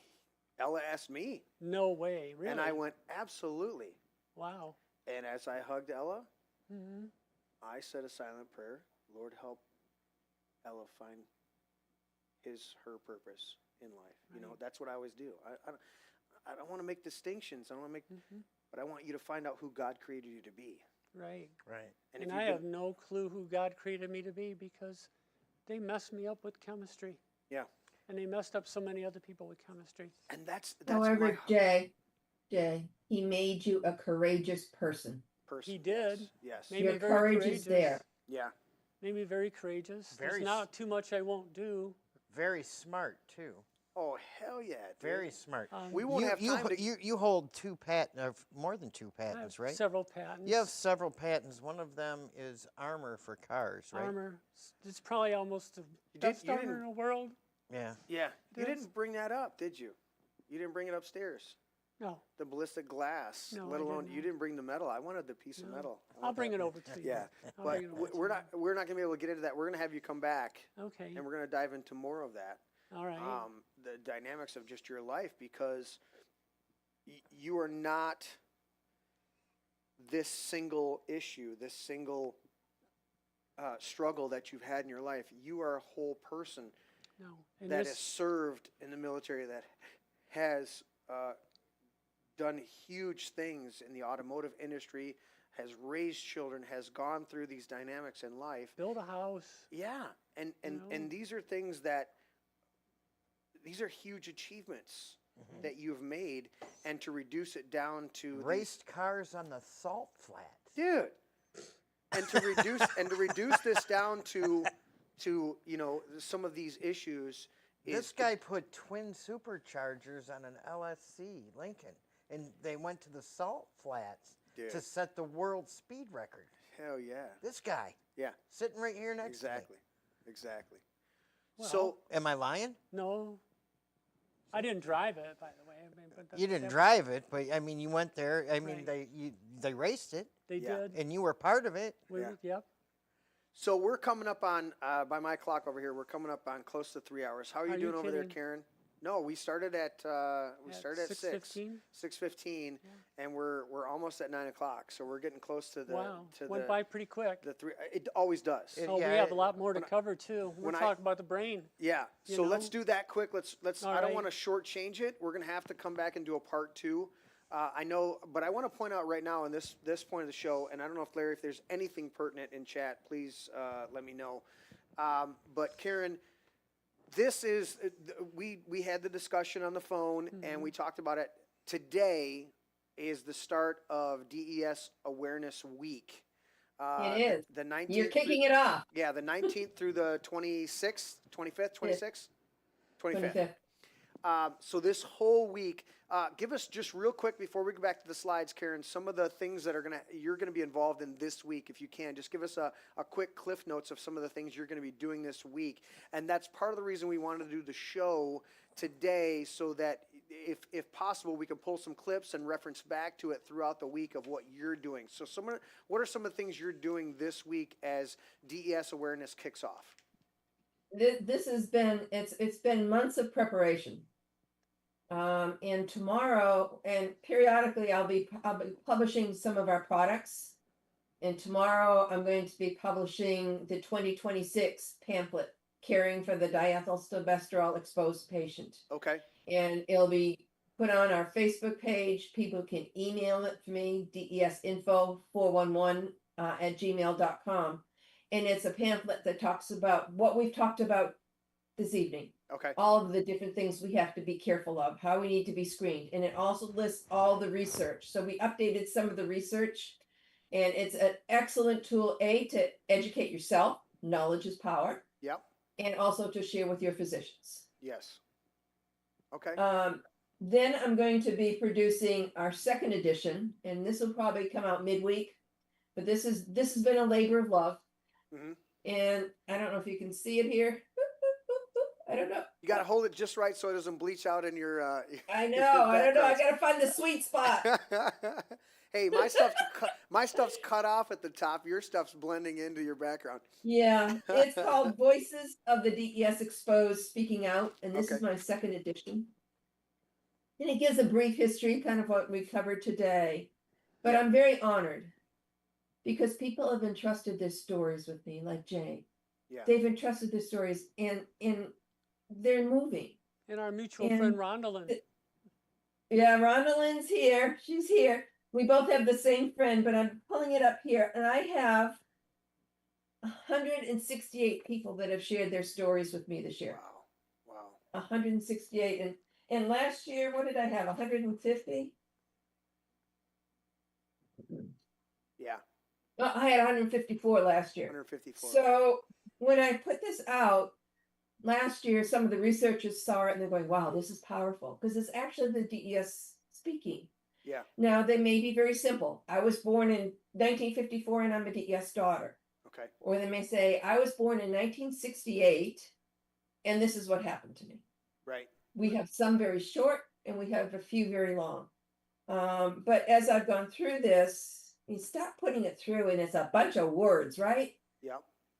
So the DES, my friends of the DES community have shared with me their pictures. Okay. And so at the top of the page, you will see 4 DES exposed people. And then this year I did something different. I said, send me your baby pictures. Oh, wow. So on the bottom of the page, I've got a couple of baby pictures. Okay. So we're hearing from daughters, we're hearing from sons, we're hearing from mothers, we're hearing from granddaughters, we're hearing from a tall girl. I've got one from France, and I did transcribe it into English.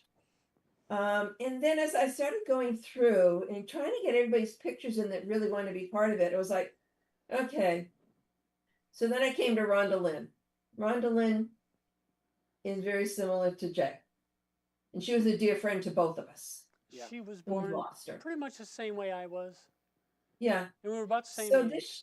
this year I've put in loving memory of DES mothers, daughters, and sons. Mm-hmm. And so I have a few pictures of people that we have lost over the years, including Michael that I showed his picture earlier. Yep. And I just thank everybody for entrusting me with this. And so this will be published. Then the other part of this week is I'm going to share some history of stories we've heard from days of old from DES daughters, sons, and mothers. And I've got some unique ones similar to your story, Jay, that I'm going to be putting out. And they takes a while to put these things together, but I'm going to be doing that.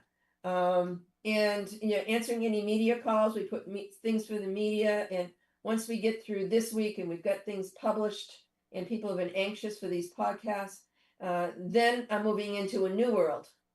I've got to be more of an advocate for the bill that's in the legislature, asking for a DES apology and more money for research. So I'll be visiting my congressmen and senators beautiful. on that. That's so beautiful. Yeah. that's our week. And I'm here for anybody who wants to email me and wants one of these documents. Okay. We're not alone. No one's alone here. No, and the more we get the information out there, the more that we share this with the public, the more light. Scripture says that anything brought into light is exposed. Yep. So the more that we bring it into the light, the more exposure, the more that shines on it. And we want to shine on it because we want to draw this huge distinction between those that have suffered and these other factions of whack jobs, but because there's legitimacy, Some of those whack jobs are they might have product some of chemistry. they might have some legitimacy, but we want to understand that. Listen, don't go to the fringe dynamic. Yeah. Come over to these dynamics and let's have a community struggle where we share with each other and we're dealing with this versus these dynamics of exploitation. We know Catboy is being exploited by the group of people that are around him, but that's the only place. I've studied it. I've studied cults for years, and one of the big cult. one of the big cults out there is Mormonism.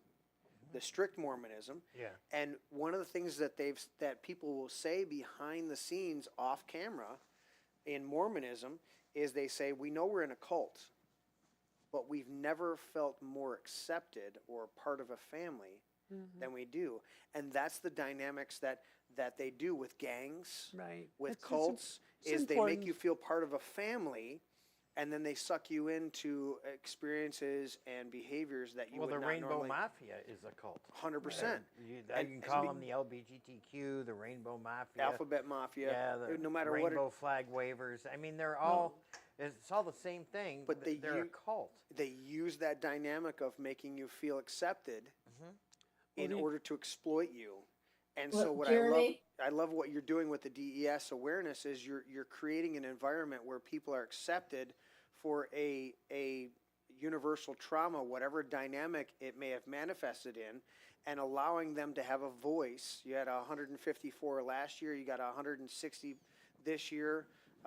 You're allowing them to have a voice and giving them a place to be able to express themselves and share their stories.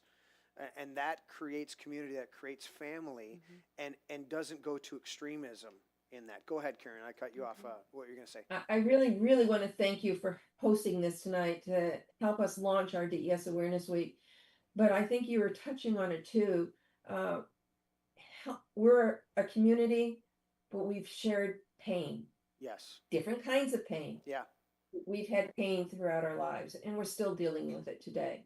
Yeah. And, it does take courage to come out and say what Jay has said and sharing with you my story. But hopefully it helps people feel not alone, and there is a community here for them. 100%. Well, and The that's guilt that the women carry when they have babies that are defective or that can't reproduce. They're carrying that guilt unnecessarily. They don't need to carry that guilt because that's something that was thrust upon them against their will. Yeah, Right. Can I talk about the brain for just a minute? absolutely. Because this is my Wanna go brain, transfer? right? Let's I go. want to talk Let's go about this one. my brain. Let's do the brain. All right, go My ahead. brain, and the brain of every transsexual, by the way. Yeah. Your gender identity, what it is that makes you think the gender you are. Why do you think you are whatever gender you are? Are we on the air still? Mm-hmm. Okay. That innate knowledge of gender is thought to reside in the thalamus region of your brain. Now there's a small area of that thalamus region called the stria terminalis. Stria terminalis is a bundle of neurons, and it just so happens that in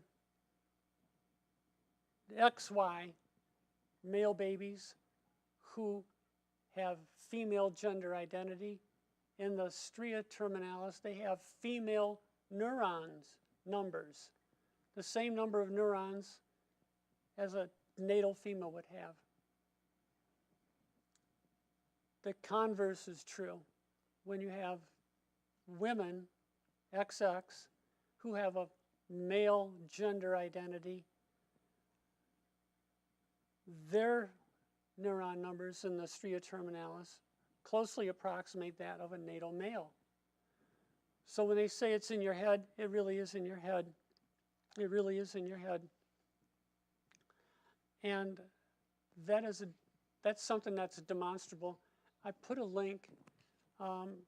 If anybody's followed my Facebook posts, there's a link to that very study that I have in my disclosure in today's Facebook post.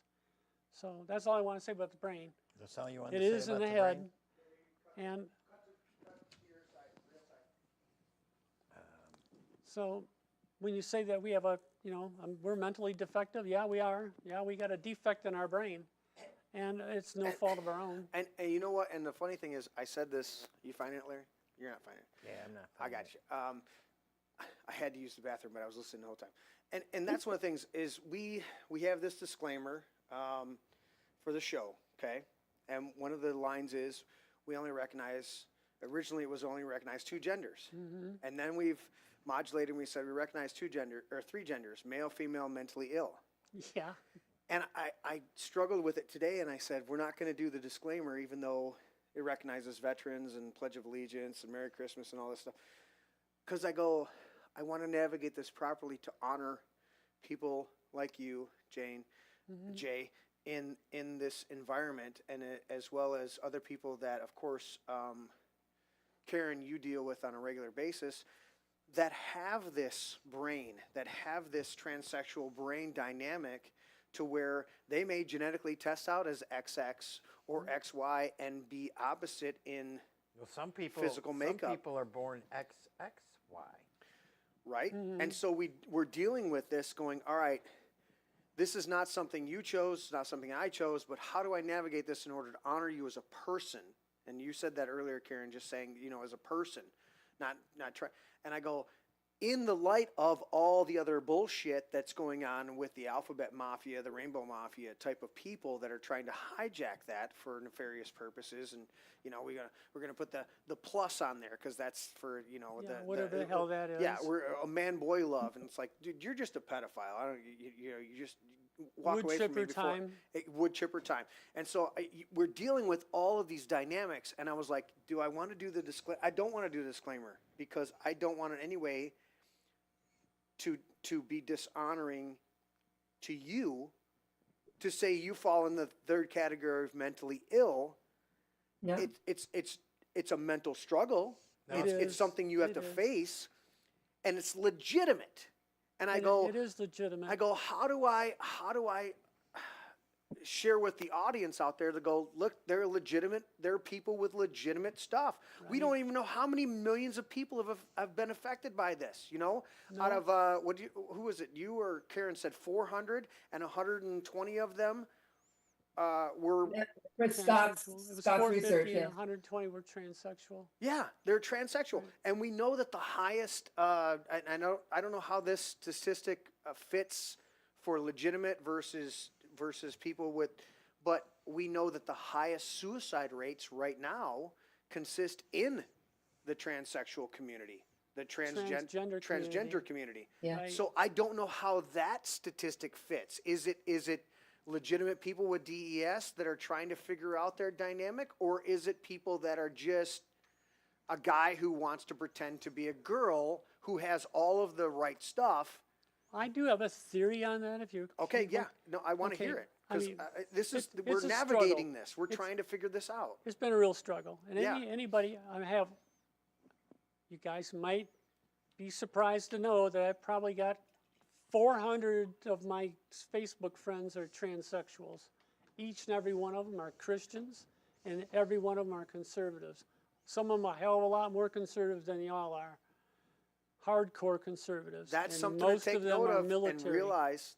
Yeah, that blew me away. That blew me away, huge, Jay. When you said how many of them, not just Christian conservatives, but were military. They're almost all Because military. That is one hell of a crucible, and both of you on the table, the other side of the table, know the crucible of military service, especially boot camp and like that. And we talked off air, and you don't have to explain any of it, but I asked you some pointed questions off air of how you dealt with those dynamics of being in a barracks, of dealing with that, you know? They were cruel to you. They were cruel to me in middle They're school. cruel too, to and everybody, high though. school. Basic training is cruel. Everybody's cruel Well, to everybody. Yeah, they're equal opportunity haters, right? They Yeah, find a way right. to get under your skin, they Right. will. Yeah. But when you have a peculiarity that nobody else has, you're a target, Because it's You're a obvious, big it's target. a physical, obvious target, right? you know? So, That's- yeah. that's- So you have a theory about this, Now the these- difference between the transgender, transsexual. Is I that have a- is that a good distinction that we're still Right. making I tonight? think so. Okay. I mean, I've struggled a lot, and I've struggled So throughout my life. transsexual would be somebody that has dealt with what you did with the DES. Well, not necessarily with DES, but but mutilate, they have- but not formed, not distinct. right. XY's messed up with XX, Right. and the body doesn't fit what the actual genome says it should. Yeah, Is that I'm- is that clear? right, And and then there's- transgender is somebody that just feels like they It's want a to dress dude up in as a a girl. dress. A transgender say, I feel Well, like there's a girl." also we've had multiple we've profiled it here for the last couple of years. The amount of shooters, I think Who are- 19 of the who are last 20 transgender? shooters were transgender, right? And the one exception was dating a transgender furry doing the Right. shooting. So it's like, But- okay, we're dealing with, Aside from the fact that they're transgender, yeah, every single one of them were on SSRIs. of course, and that's That's another. the key. Now, see, that's where I was wanting to go with this. Okay, go. And what happens is that for me, and it was a struggle when I started transition, right? Mm-hmm. I mean, because now you've got this brain that's been fed testosterone for 55 years. and Okay, it's going, what the hell is this estrogen stuff you're feeding me? right. You know? Or at So- least a lack of, because you were not able to absorb testosterone Right, correctly, right. but there was not this overproduction of estrogen Right, and in now- the mix, so it was kind of neutral. So- now all of a sudden you're flooding it with estrogen. Continue. And it's a sizable amount, a whole lot more estrogen than a natal female would have. Yeah, Nonetheless, it causes some changes in your psyche, yeah, you know, and a certain amount of emotional instability. And that's one of the primary reasons why you'd never want to have any of these trans people in the military, because they're emotionally unstable, right? I lived it, okay? I'm telling y'all, when you you start can be taking, emotionally unstable. when you started taking the estrogen, it was tantamount to a full month of PMS every week. Yeah, well, the whole time I was transitioning. I mean, the whole time. Because when I first started taking estrogen, Yeah, I did a black market. By the way, I didn't go down the pathway I should have, but I eventually did. You get a bolus dose of estrogen, and your So it's huge, right at the huge, beginning, huge. the first 2 days. and my estradiol levels would be like 6,500 picograms per deciliter. Karen, can you elaborate on that? I mean, you're an expert in that area. Picograms per deciliter. That's Karen. Oh, 6,500 explain estrogen that level. explain that for people in. Yeah, explain it to the truck driver, please. Explain it to the truck driver over here. Pico levels per Picograms per deciliter. picograms per deciliter. I was going to say picodecals by flip. Yeah, I was that's right. fucking it up. So, Karen, here's the go deal. ahead and explain that to us. How much of an onslaught of the system that is, the body system. it's a total change. Um, If you think about all the different organs that are estrogen receptors, and that's the good majority of them, Yeah, every one of them is being hit. And everyone is going, what's going on? Huge. they're being Mhm. bombarded with this, and, The and whole these are, body change. They're not, yeah, just think about your adrenal glands, and they're going, and now what am I going to do? right. Yeah. So, and this is totally different from, a teenage girl in her peak reproductive years is not getting, is somewhere around 500, okay. and I'm 6,500. So that's a huge difference. Wow. Okay. Yeah. And that would be, the 500 would be natural. That would be a natal Yeah. female. And you're talking about a synthetic or or No, it's bioidentical. bioidentical? I injected estradiol valerate. So this is being harvested for, how would that work? This is being harvested from somebody or some, it's they're living through chemistry. I mean, it's synthetic, but it's but bioidentical. I'm trying to make a Okay. distinction for the audience Um, between the DES, which was a synthetic estrogen. Yeah. So now you're taking a legitimate estrogen supplement The, or the chemistry of it. Yeah.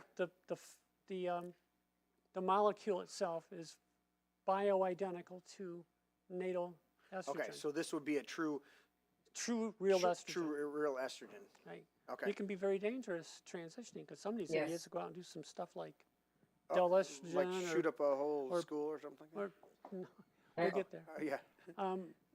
But you get unstable, right? And because you get this gigantic dose of estrogen, Yeah. but it's got a 12-hour half-life. So every 12 hours, you get half of it in your blood.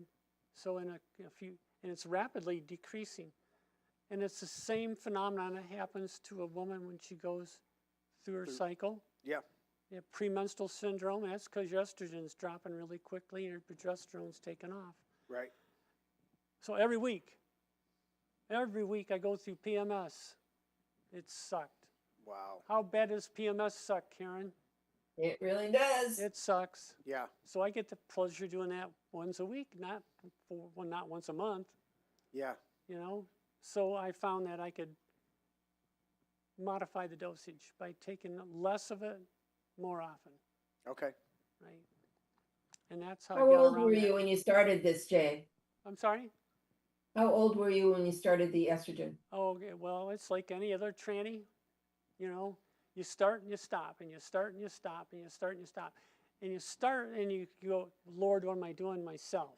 Mm-hmm. Am I doing right? And, Right.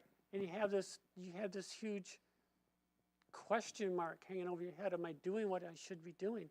I feel much better like this. Yeah. But should I really do this? And you quit. Okay. And then you go, man, this dysphoria, this gender dysphoria sucks. And you do it again. The very first time I started doing any estrogen, I think I was 57. 57. Okay. 57. Yeah. Wow.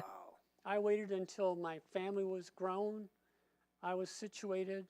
And you're well past any level of what would have been menopause naturally. Yeah. If you were. If I was a female, I Yeah. was well past menopause. Yeah. So now you're introducing levels of estrogen that far exceed even what you would have had premenopausal, Absolutely. let alone during puberty. Right. You're injecting. That's got to be taxing alone on itself. Let alone the the mental dynamics of just your brain chemistry being affected. That's Right. So eventually, Wow. what I did is it's like I couldn't go down the black market road any longer. It's Yeah. like I want to be legitimate. I want a legitimate, right. and I needed to go do psychotherapy. And here's the one thing that they don't do anymore. They don't do any psychotherapy at all. Okay. There's none. No, They- they got the little girl suing. She won a lawsuit. She got an hour and 15 minutes, 2 different sessions, totaling an hour and 15 minutes of gender reassignment therapy, and they mutilated her body. And years later, Horrible. she said, I barely, an hour and 15 minutes with 2 different counselors, and they said, yeah, no, you're good. Go ahead and mutilate. And they, they don't realize that with the women, they cut big pieces of the forearm out to make a fake penis with a nylon tube going through it. This is not the same dynamic. No. It's not. But No. but continue. The amount of So psychotherapy that was available, you had to go through like a year, right? I did. I Yeah. went slightly over a year, actually. Yeah. A year of psychotherapy at the University of Michigan Gender Identity Clinic. And what was sad was whenever I went in there, it was full of kids. Mm. It was full of kids. There would be 4 or 5 kids in a waiting room. It's like, Which oh my kids? gosh. Kids don't know. This is the thing that pisses me off about the mafia. What do we call it? Alphabet mafia or the rainbow mafia?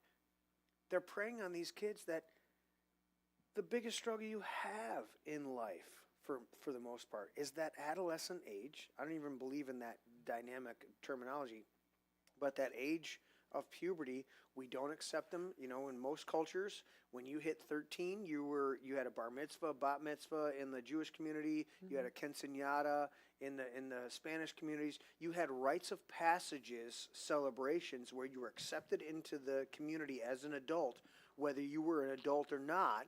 They accepted you and you had certain responsibilities at 13, 14 years of age, okay? We don't recognize that Mary was pregnant at 15 and gave birth to Jesus at 16, and there was no scandal there other than, Joseph had to not divorce her because it was impregnated by the Holy Spirit. It's these dynamics, and we live in this age where we go, this is the most difficult time in life where kids trying to figure out their identity as they mature from childhood to adulthood, and we call it adolescence, and then we're preying on them and creating other dynamics that they should never have to deal with. And you walk into this place and you're going to have a year's worth of counseling, and it's populated by kids, and you're going, what the actual fuck is going on? Exactly. That's what I'm thinking. It's like, what's going on here? Yeah. Well, Yeah. see, and I kind of related to it because I had been struggling for as long as my memory will go with gender identity disorder. I mean, this is true. This is something that you struggle with. It's a lifelong struggle. Did you deal with this as a kid, a little I kid? did. Not so much as a little kid, Yeah. but as I approached puberty Yeah. was when I started to have some real genuine questions. Do you look at yourself and then look at the other kids? Was that dynamic there? That was tough in middle school because I looked at myself and it's the first time I ever seen any other naked boys, right? And it's like, I ain't like that. Right. Right. I ain't like that. Did you have any of the other proclivities? Because you have a tomboy that likes to play with trucks and more effeminate boy I that likes was to play more with of a dolls. loner. I was really a loner. I hated sports, and I still hate sports. Bob Kittredge, if you're listening, I still hate sports.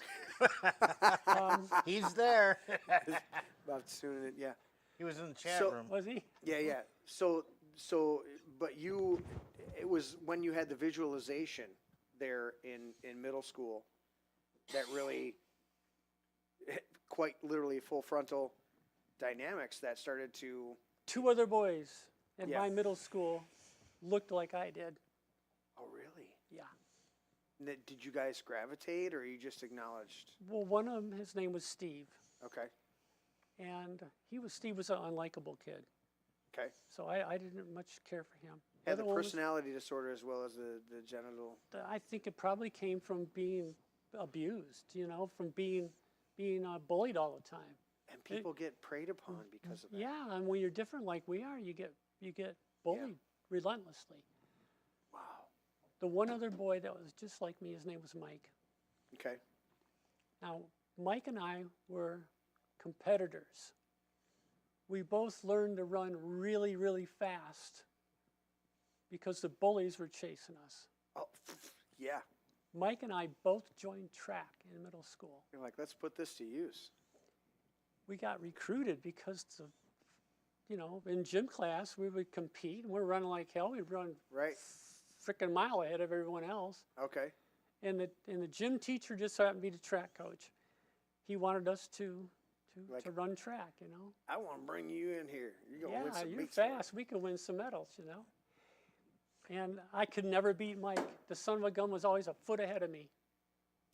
I ran a 220 and a 440. And when they put both of us in the 440 relay, we kicked ass. There wasn't a soul in the whole country that could catch us. Wow. And you hate sports to this day, but I you hate kicked it. ass at I could run like the 440. wind, man. wow. Can run like the wind. he wanted to do Forrest Gump. She can run like She Forrest run Gump. like the wind. She can run like Forrest Gump. Run, Forrest, run. So let's kind of wrap this up and put this in a encompass this. I'm going to have those of you, three of us here at the table, sign my paper. But Karen, appreciate so much. While we're talking over here, you're just waiting in the wings. But what else do we want to finish up on before we do some final thoughts tonight and wrap this up? Because we're getting long in the night, and I appreciate Okay. everybody in chat. I don't know if there's anything pertinent in chat that Larry's seen to ask questions. That's why when we before the show it's like, do we want to open it for questions? We're not going to have time this session. We can open up again. But I thank you both so much, Karen and Jay, for sharing your stories, because this is a true life struggle. This is a true. It's a life struggle for a lot of people. It really is. is. And the families. Yeah. Don't get me wrong. Well, you're just. Hello, people. I'm married. My wife is the best woman on the planet Earth. And it's She's stuck with me through all of this craziness. Yeah. How many years? I've been married we got married in 1992, so what is that, 35 years? Amazing. And it's stuck with you. It's been there. She's been there through thick and And you've thin. discussed with off air the dynamics, but it's like this is.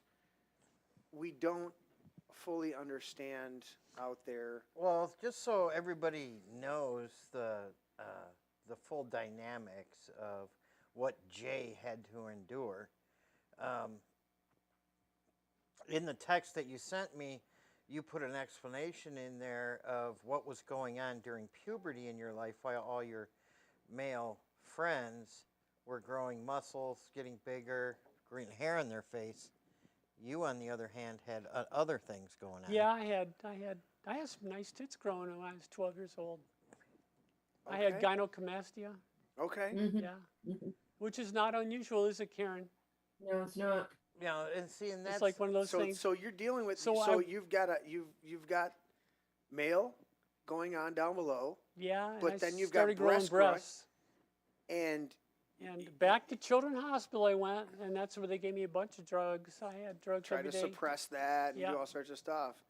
And it's ultimately it's all because of the DES poisoning, but at the same time you're having to deal with this at that formidable age and how to navigate that shit. And I Right. can't even I try to wrap my head around it and completely empathize and try to do my best to understand, but I'm like, I go, what? There's It's a only a couple crazy words. world. It really is. It's like you're dealing with this, and then the ridicule. It's the all of these dynamics and on you, and then you start to realize why we have kids that commit suicide, why we have kids, and then adults that commit, because this is. And you mentioned your dear friend, Rondalyn? Rhonda, and you were. I just want to touch base on that real quick. You were the last, I believe I was the last person that talked with Rondalyn. and you thought it was a good conversation. what Yeah. and what happened. Rondalyn Well, committed. Rondalyn was brilliant. Yeah. I mean, we have, I'm not going to brag, but we all have talents. Yeah. And we're pretty exceptional in our talented area. Rondalyn was the world's best chocolatier in my estimation. Yeah, Fabulous. fabulous. She could do things with chocolate you couldn't possibly imagine. You were trying to go in the Wayback Machine and find some of the websites. Yeah, I could never find Yeah. it. I've got a picture of her chocolates. Do you? Can Send you them to share? me. Can you find it real quick, Karen, and maybe share a screen? We'll let you do that while Let me look. while Let me look. Jay explains. So, Ronaldin was also a leather master, and she had a leather shop where she created custom-made saddles, yeah, you were telling me that too. fabulous saddles. Yeah, You know, didn't do anything halfway. Everything was just top notch. yeah, top notch. She was bullied. She lived in Gilead, Mount Gilead, And North once Carolina. they found out that there was something, They found out going she on- was transsexual Yeah, in the town, and they started bullying her yeah, as an adult. And they broke the windows out of her shop, her chocolate shop, slashed her tires, actually throwing stones at her. yeah. She had a hard time, a real hard time, And this is somebody that was born, just like me. yeah, and didn't have this dynamic, and then at a certain point said, you know what? I was born, Yeah. and they assigned me male, but I really feel more Feel female. You don't feel either. You feel both.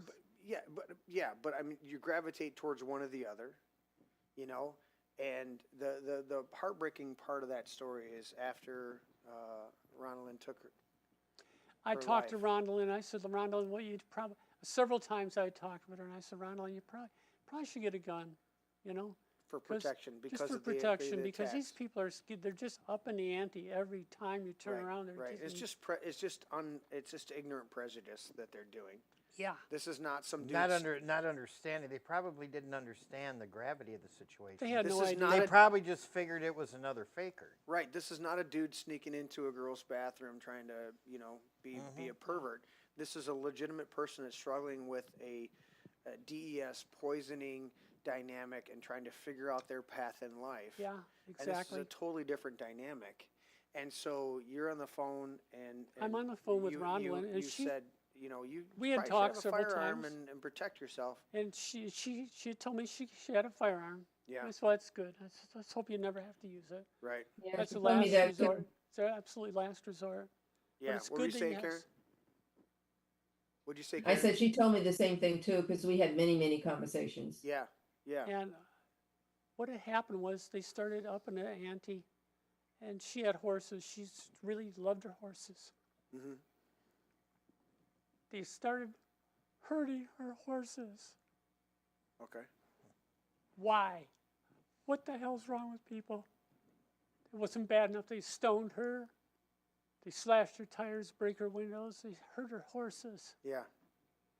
And she was really having a hard time with everything. How long ago did this happen? It happened in, was that 2016, was it? It's about there. I think Yeah. it was May 16th or 17th, 2016. I was on an airplane when I got word that she had passed. And I had talked to her that night, Yeah. and she didn't sound despondent to me. The next morning, they found her dead. She shot herself. Yeah. And then you told me Her parents your parents Oh, gosh. never accepted her. Her never parents accepted Never her. accepted her. and I can go, all right, if somebody's dealing, it's there's when somebody is born messed up and you made a choice, and then later on in life they felt that the other path was the right choice, Right. but they literally didn't accept her for years. They never accepted her at all after she No. transitioned. Okay. They- and then they they were hated next her. of kin, and so they received her body and They buried received her her body. as Ronald. They buried her as Ronald Bishop. Yes. They Shaved her head. They put her in men's clothes. And to this day, her obituary says Ronald Bishop. If you look up Rondalyn Bishop, you're going to find it. Her obituary is Ron Bishop. And this is the part that's it's difficult for a lot of people to get out of their prejudices because of the societal things that are happening. But this is the reality of going, that was Rondalyn. That was your friend. She was a confectionery and an artisan. And because of Found this, them. huh? Found the chocolates finally. Did you find it? Can you share your I screen? finally found them. Yeah, how do I get these to you? You should be able to just share your screen. Oh, now you're going to ask me to do something that's beyond my pay grade, honey. Or you can, you know what? Or you can email it to me and I can pull it up. I can try to pull it up quick in the Google. Okay, let me look at this. That might be easier if you can't do it. But that's the dynamic is again, we're hardcore on the show against I'm hardcore. the Rainbow Mafia The crazy. and the Alphabet Leave Mafia. the kids alone. Leave our kids alone. Leave them You- alone. right? Stop You have them in the chat. mutilating these children. Stop. Jeremy, they're in the chat. They're in the chat.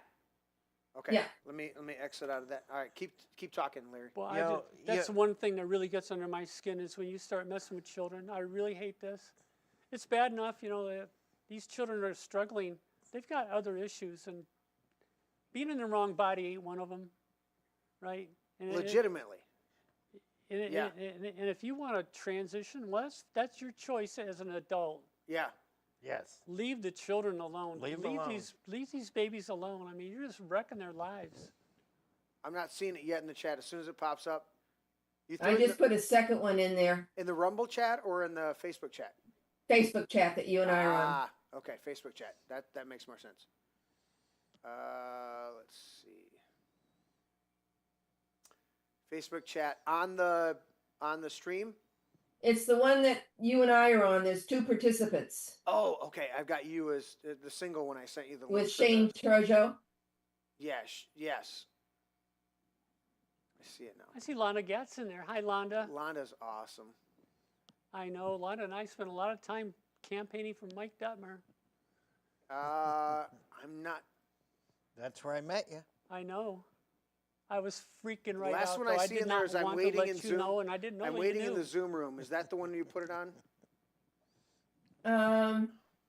I also did another chat, differences of sex development. Okay. It was my invitation to the Zoom meeting. Okay. Oh, Speaking in the of, Zoom meeting. Wait. That computer's So over I there. gave you her Can you put chocolates, it? Can you one put of her it? Can you cakes, put and it then in you have a the picture of Rhonda. Facebook one that I sent you? The waiting and when I sent you the Zoom thing on Facebook, can you send it there? okay. You're making things difficult. I know, because the I gotta figure the that actual. out. I'm sorry. It's the- late. No, I get it, and I want to. Did I try not twice already? I tried twice to wrap up, so Yeah. Well, while you're doing this, I'm going to lay a factoid on you. How's give that? it to us. Right. Redheads. How many redheads per 100,000 are there? Tell me. About 300. Okay. So we got about 300 gingers sneaking into the 100. Yeah. Okay. Would you say it was 100,000? Yeah. 300 gingers in 100,000. In 100,000 All right. population. Do you know that only a ginger can call another ginger? I didn't know that. That's a rule. How many babies are born with diseases of sexual development per 100,000? There it is. Look at that. That's confection from your friend, you and Karen's friend, 300. Rondalyn Bishop. Rondalyn Bishop. That's some of the Rhonda confection right there. And I'm sure that's just like the tip of the iceberg of stuff that she did. Yeah, Wow, the that's next one you're gonna really like. It's Chocolate. beautiful. Which one? There's another one? I'm right now. I'm putting them into your Facebook message. Yeah. I'm seeing, I don't want to click too early. I'm waiting for the other arrow. Rondalyn made chocolate. It was too pretty to eat. You didn't want to eat it because it's gorgeous. That's Good. confection at its best. I'm gonna cut back to here and see if I can't. I love chocolate. That's my weakness. Larry loves chocolate. I do. That's Rondalyn. That's her gonna- Yeah, picture. it is. There's a Show cake right there. Rondalyn. All right, There's so a there it is. cake. There it is. She was an excellent baker too. Oh my goodness, that's gorgeous. And all of that, I know from confectionaries, that's all edible. Every little Yeah. piece of that's edible. Yep. And there's, oh, I went the wrong way. There's the first picture. Second picture. There's Rondalyn. That's Rhonda. There's Rhonda. Yeah. Amazing. That's the difficulty of the dynamic that we're looking at is these are legitimate people. These are whole people trying to find their way and navigate through life. And how do you partner with people like that and honor them and understand them and not become prejudicial and understand in the midst of the world we live in where there's exploitation and propaganda. It's difficult. It's But I difficult. will say this, the people in my circle, my immediate circle here in Livingston County, they have been the nicest people to me ever. Yeah. When I transitioned, I lost everything in my life. Everything. Yeah. Every person that I ever was a friend with, my bandmates, Yeah. gone. My very best friend, Bob, gone. And it wasn't because I transitioned that Bob left. He couldn't take the ridicule that he got from knowing me. Right. Mhm. Well, I'm sure there's going to be bullshit that we're gonna have from people. I don't anticipate a lot because of your testimony of the amount of people that have embraced. But that was why I was like, remember you sent me the thing, right? Your letter, Mhm. your full disclosure letter. Right. And I Whatever- posted that for pretty much the same one on Facebook today. today. Okay. Read it, Jay. Yeah. I read it, Jay. Very Yeah. good. Beautiful. Courage. And you sent it to me and wanted to see where I was at, and I'm like, dude, I love you. It did. We've gone some gun events, we've gone some other stuff. Yeah, I we love sat right behind Trump at the rally. Dude. Huh? Yeah. You Yeah. introduced me to that clown. Yeah, did I? So but I'm looking at these dynamics and I'm going, I love you for who you are. And people have been so nice to me, even though they knew I was trans. Well, and I was pissed, but I got more information. I understood more of the dynamics when you got ousted from church. Yeah. That really pissed me off because I'm like, if you're trying to pretend and do some bullshit and try to be nefarious, I got a problem with you. Yeah. Well, But see, if you're a genuine person and you're trying to navigate your life, you got my support because you're just trying to figure it out. Go later. see, and to explain my philosophy on this subject, I don't view people like Jay as trans. I believe that they were born in a certain way, Right.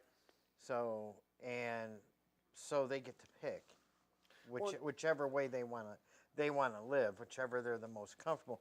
It's not the same. And it was picked. If it's picked for them while they're still as Yeah, a little right. baby, I you mean, go, all right, you figured can't it out. ask a baby when I'm not gonna like slam the doctors and stuff because they don't know. The baby can't talk and say, "Hey, They're wait a minute, navigating some I don't bullshit want at you the to time. do that." Yeah, exactly.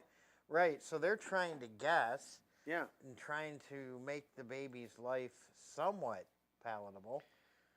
They're measuring the micropenis and going, all right, we're going to make a decision. Yeah. That's. So, I mean, it's a really fucked up way of doing it, but they're like, well, yeah, all right, back well, then they didn't have the DNA Jesus, testing. how do I figure this out? But I mean, I just it's like. Yeah. It's like I knew a guy that was true hermaphrodite, Okay. right? Had both Remember parts. that. Yeah. Yeah. Yeah, had Hermaphrodite. Yeah. yeah. Yeah. So I mean, I hate using that term. That's an old, crude term. I don't know what the term is now, but I mean, Intersex. intersex. Intersex. Is that what it is? So yeah, I don't know what they cooked up. It's hard to keep up.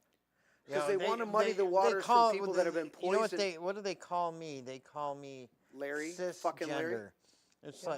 like. Oh, I fuck thought you. it was fucking Larry. Yeah, no. They call him that too. Yeah. That fucking Larry cisgender. Fucking Larry. Yeah, it's like these, I didn't know what these that was people for, are like- born special and they get a choice. We're not. We're born Right. like we're born. There's no Right. choice. Right. It's when you use it. That's the amazing thing. When you use it as an agenda to Yeah. try to either legitimize or promote a certain aspect, you lose me. Well, When you're just out there trying to be yourself and survive, and you're navigating the complications of life that are presented to you, you have my full 100% support, whether it's cervical cancer or problems with birth, having problems conceiving, or all the dynamics that Karen's discussed. I'm trying to articulate that is what I'm saying. But as well as having all of the chromosomal dynamics of male, and yet your body looks female, or having all the chromosomal dynamics of being male and presenting as female. These are fucking legitimate things that people are dealing with. Right. And all I want to do is embrace the person and who they are. And then when you have a bunch of whack jobs trying to groom kids, I want to even more, and I think Larry will agree with me. I want to go and punch them even more in the face to go, you know what? There are legitimate people that are dealing with shit. well, look at that. And you're muddying the waters and polluting this whole thing by trying to then groom a bunch of kids that are probably just autistic or whatever they're dealing with, and you're fucking with them. Yet there's other people over here that have been ridiculed from day one, have gone through multiple surgeries, and their medical records are disappearing, and you're going to shit on their actual experience and try to groom a bunch of other kids that shouldn't even be involved in your shit. Yeah, like Senator Liberal Alyssa Slotkin. I knew you were going to say her. Reading her transgender books to toddlers. Yeah. Toddlers through fifth graders. I mean, That's I just mean, whacked come on, out it's because you're just grooming these children. It's when you grooming. do that. It's grooming. Yeah, it's terrible. Were you, Jay, were you ever groomed as a kid? Never. You were allowed to just develop. You identified a couple other kids in your school that were similar, that Right. you could identify with. One was a little weird, and you were like, yeah, whatever. The other kid you raced against, and he always beat you. But you had this dynamic, and you survived that part of it. You went on to serve in the military. You went to Vietnam. I didn't go to Vietnam. Not Vietnam, post-Vietnam. I was Vietnam era. Vietnam era. You said Vietnam era. Okay. Vietnam era. But you served, and honorably, you went into the engineering in the automotive industry. Mm-hmm. You lived a full life. When I got out of the Air Force, here's the deal. I went in the Air Force. They test you, right? They test every damn thing, right? Mhm. And I tested out of my MOS. I never had to go to any school. I went straight from basic training to my MOS. What was your MOS? 47350. Yeah. Shit. Jay General Vehicle Repair. Oh, general vehicle. Jay done repair. told you. So Larry was blowing shit up driving trucks over. I driving would rather trucks. done that. I mean, Larry was driving trucks over so he could deliver ordnance so they could blow shit up. but I was in the 805th Transportation Squadron. We were Okay. responsible for getting all the bombs to the B-52s, Yeah. Okay. right? Yeah, which is different from me. I was a combat engineer, so they would say, take these explosives and blow that up. Yeah. And we just made sure he got the explosives. Exactly. No, I got them myself. I was a truck driver. So my primary was truck driver, but they had put me in a 12 Bravo position. Yeah. So I was trained by a retiring 12 Bravo, and I listened to him because he told me at one point he trained me by the book, Yeah. and then he sat me down and said, "Now throw the book out." Yeah. And I want you to know this. He says, I always want you to use more than you think you're going to need because I don't ever want you to go into a fractured structure. So you take what you think you need and then add to it. Yeah. And he said it's better to be a little bit of a show off than it is to be dead because you got to go in and do it the second time. Right. Right. Because you don't know if that structure is going to collapse. I'm going to catch up on a couple of bit of the chats. Tommy for Michigan, you're awesome, Jay. Proud of you. Joni Jojo says, proud of you, Jay, Carl Locke. Love you. Gypsy Maddox says, nothing. Thank you, people. Yeah, We appreciate awesome. it. Nothing new under the sun. Big Pharma destruction of humanity continues.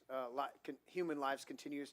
Today we have young people that are dying, mysterious heart problems. You're absolutely right. That's all the shots. Joni Jojo said, Jay, I wish you'd write a book.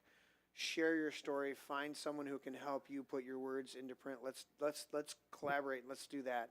And then Larry, you wrote a couple things. Or, I don't know. No, Larry didn't write it.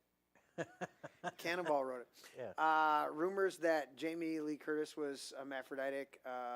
Not true. It's an outdated thing. Yeah. So anyway, Dale there says, got to know Jay at the 2A EDU channel and Micah's first show at the Pillbox Bunkers house. Yeah, I got a lot of explaining to do to those guys. Yeah, but you got a ton of support in our chat. I don't think they're going to care either. I hope not. I mean, Mike and I have done a lot of political stuff together. Yeah. And we've gone up to Lansing and talked to all kinds of representatives up there and made a lot of friends. Probably already knew. I don't think so. I don't think so. I don't know. Maybe he does, but Yeah. I couldn't say. So I appreciate everybody in chat. I was trying to catch up with chat. Larry was faltering. We don't have Blackfield Teddy to keep up on chat like usual. Yeah. Larry was, but I appreciate this. I know our guest. A lot of these people probably don't know that I've done a lot of security work. Oh, I know. If you got I that know it. metamorphosis, and you pull up that one page What page? on metamorphosis, On what? my PowerPoint metamorphosis. Oh, okay. All right. Yeah, I don't think you did that. Anyway, yeah, I've done a lot of security work for people, and Metamorphosis. Well, we didn't even get into your decisions about, not that one? it's a different PowerPoint. Oh, it's a different altogether. PowerPoint. Yeah. Oh, Metamorphosis PowerPoint. Okay.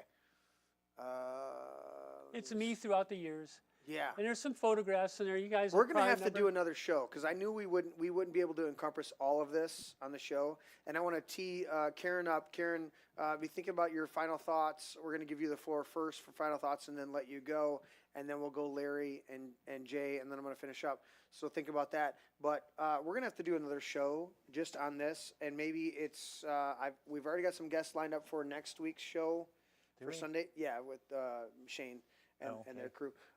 So I'm going to do, let's maybe do the week after. So 2 Sundays from now, let's check schedules. I'm doing this on the fly on the show, but let's do a recap and then that. explore some of these issues that we didn't get into on the show tonight Okay. to do this. But I'm going to go to you, Karen. What's your final thoughts tonight? This is the first day of the DES Awareness Week, and I think we've educated a lot of people, and we've shared a lot of good stories, as well as given some great information in the PowerPoints. But what would be your final thought on the show tonight to impart to the people about this horrific pharmaceutical destruction of the human population? In a word, this has been memorable to be able to share with you and your listeners the DES tragedy. And we call it the DES tragedy because this affected millions of lives and is continuing to do that today. So to be able to share, the history, what the DES exposed are dealing with, and especially I really want to thank you, Jay. You and I talked just a couple weeks ago, right? We did. And We thank did. you for sharing your story. You're very courageous. And, we've been Facebook friends for a long time and watched each other. But so it was great to see you tonight in person and, getting our story out. What I would like to do, Jeremy, is I'll send you the Voices of the DES Exposed when I'm releasing it. I'll email that to you. Excellent. So you'll have that. Yeah. But thank you for the opportunity to share. And also, Jay, again, your courage. Thank you for sharing tonight. Well, it was our honor to have you, Karen, even in the Zoom. I would love to break bread with you, but to have you here remotely was phenomenal. I really appreciate you taking the time with us. We're coming up on 3.5, 4 hours. Half hours. I And thought I'd so- make it an hour. Yeah, so it's beautiful. Thank you so much. We're gonna let you go. Okay. And let the show. We'll just a few more minutes of wrapping up over here. But I don't want to hold you on while they do their final thoughts. You obviously you have the links for the show and stuff like that. I do. But we appreciate you so much, Karen, and for the hard work that you do. Thank you. And I look forward to hearing a great recap of this whole week of DES awareness that we can share with our audience and let them know what's going on. So thank you so much, Karen. Again, thank you. We appreciate you. Hey, I'll Karen, say before good you evening go, and good night to y'all. Before you go, can I ask you one question? Sure. Did you hear back from Rep DeSanta? Nope. Okay, so we're gonna have to put some No, pressure. we communicated and then it stuck and I haven't heard anything back. Okay. Do we need to So mobilize? we'll start somebody? that next week. After DES Awareness Week, we'll work Yeah. there, okay? Okay. Okie doke. Yeah, and we Okay. want to continue to be able to put out. If we need to put the word out to different representatives and have our audience Oh, bombard their switchboards, let's do it. Let's do it. that'd be lovely. Thank Yeah. you. We wanna know Thank that you. distinction. And good night. Thank you so Thanks much, for Karen. joining us, Karen. Okay. Bye-bye. Bye-bye. Nice meeting you, Karen. She's All a right, sweetheart. so yeah, I've known her for a long time. phenomenal. Larry, I'm going to give it to you first. Obviously, Larry, you have a dynamic with the Alphabet Mafia and the Rainbow Mafia, which I share. Mm-hmm. But sitting here with our friend Jay, It's not the there's same thing. there's a totally different dynamic Right. of that, and we want to draw that distinction for people so that they It's understand that. yeah, you're comparing apples and oranges. 100%. He's a real person. He was born a certain way, Right? and he had no control over that. Yeah. And nobody's like, he's been my friend for years. 6 years. We never even talked about it. Never. Not Never ever talked come up. about it. Never came up. Yeah. I never cared. Because you accepted the person. Right. He's my friend. Yeah. I don't care. And It's we're like- we're even having to. I mean, there's no rainbow flag being beaten over my head. There's no, you know, Right. you got to accept this and that. It's just friendship. I've never once 100%. mentioned it. No, you didn't want to tout that dynamic. Oh, hell no. No, and so And, you know, I've been to his house several times. I mean, Yeah. it's just, and we're even having to make the adjustment yeah. to honor Jay. Yeah. We're making the pronoun adjustment not out of the same bullshit that they do with the you Yeah, know, and I'm the gonna they them when, type of when shit. he sent me but- that note and Yeah. it said he was doing this because he felt like he needed to be right with God. Yeah. Oh, that's huge. Yeah, I'm in. 100%. Count me in. Right. Count me in for the long run. You see, when I got sick, really sick, Yeah. and I nearly died. And I had a lot of time on my hands, and I did a lot of reflection, you know. Mhm. And I've walked through some pretty damn hellacious storms in my life, Pretty just being me, tough experiences. Yeah. you know. Yeah. And when I decided to transition, yeah, I flip-flop back and forth like we all do. Yeah. And it took a couple of years before I made the leap. And then, No, I want you signing a different color than Larry. okay, I transitioned, Yeah. and I felt great about myself. I got to tell you that. First time in my life I felt normal, Comfortable in your own skin. comfortable in my own skin. I could look in the mirror and I didn't see somebody else I didn't know looking back. Right. But after I got sick, and I talk with Jesus every day, and one day I was talking to Jesus, and I said, listen, you know, I realized you love me. You love me. You knew me before I was born, Yeah. and you love me just like I was, Right. but I didn't love myself. That's yeah. I was having a hard time accepting me. Yeah. Jesus could accept me. Am I better than Jesus? I can't accept me? And it dawned on me that maybe I made a huge mistake. I was trying to rectify what Eli Lilly did, and I realized that I couldn't undo What they did. what had happened. Yeah. There was no going back to what I was, because I never was anything besides what I am. Right. And at that moment, I questioned whether I was ever going to spend eternity with Jesus because I had damaged what he made. Okay. He was satisfied with the way I was, even Right. though the pharmaceutical company damaged me beyond repair. And you're thinking of the temple of the Holy Spirit going, I messed with the temple. It did. Yeah. And that really bothered me. And I talked to Kristen years ago, and I explained it to her. I didn't have a clue why I had to do this. Yeah. I just knew I had to. The Lord had put it on my heart. And I didn't want to spend eternity without Jesus in my life, without Jesus in eternity. Right. I didn't want to face that prospect. And that superseded how you felt comfortable in different clothing or Exactly. And I'll tell you what, I mean, I walked by my closet. I gave Cindy half of my clothes, the stuff that she could wear, probably 20 sweaters and half a dozen blouses and 15 or 20 dresses and skirts and stuff. But I still got a whole walk-in closet full of women's clothes. And I walk by that, and it's so damn tempting to put those back on because I hate dressing like this. I feel like a different person like this. I really don't. I'm not comfortable. Right. I am well, not. You're a person that dealt with breasts when you went through puberty. Yeah. Well, I still got them. You know, I don't know what the hell I'm going to do these things now, but. Right, but that's the dynamic is you were poisoned, and so how do you come to a realization and reconcile dynamics? And ultimately you said, you know what, Lord, I just have to be without any chemical influence or any other thing. I have to just try to exist physically in the state that I'm in. Right. Even though, and like I talked to you earlier, and I said, you know, Paul had the thorn, right? yeah, 3 times he cried out to the Lord, take the thorn.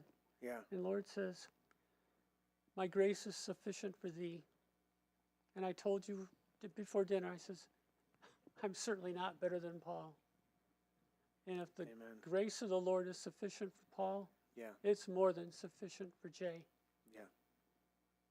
And Even though I'm going to have to go through the rest of my life with this thorn, the Lord will deal make with it. The Lord will make it sufficient, Yeah. you know. So Yeah. I'm good with it. Yeah. It's Go ahead. still a struggle. Well, you It got is. your Every friends day. backing you up. I know. And boy, I tell you, when I did transition, I was alone, you know. But now that you've detransitioned, how many people have reached out and said, A whole bunch. And the biggest surprise I had was, should I mention her? You can mention She's anyone right you across. want. Christina Lake. Christina Lake called me on the phone. yeah, And she was Christina's so nice to phenomenal. me. Larry's part of the campaign. Are you part of the campaign? No? You're helping. She says, I don't know from day to day what the fuck you're involved in. Good God. He's got to like wave me off. I'm like, dude, anyways. This will be the very first time I signed my legal name, J. Carl Locke. And I want to point that out. When you were born, took them a couple months to get your birth certificate, and they named you J. C. Yeah, Locke. my They sister's didn't name give was you- Joan. My brother's name was Carl. I got stuck with their initials. Because they didn't know what to do. What the hell are we going to do? So you lived for what, 45, 50 years as J. C.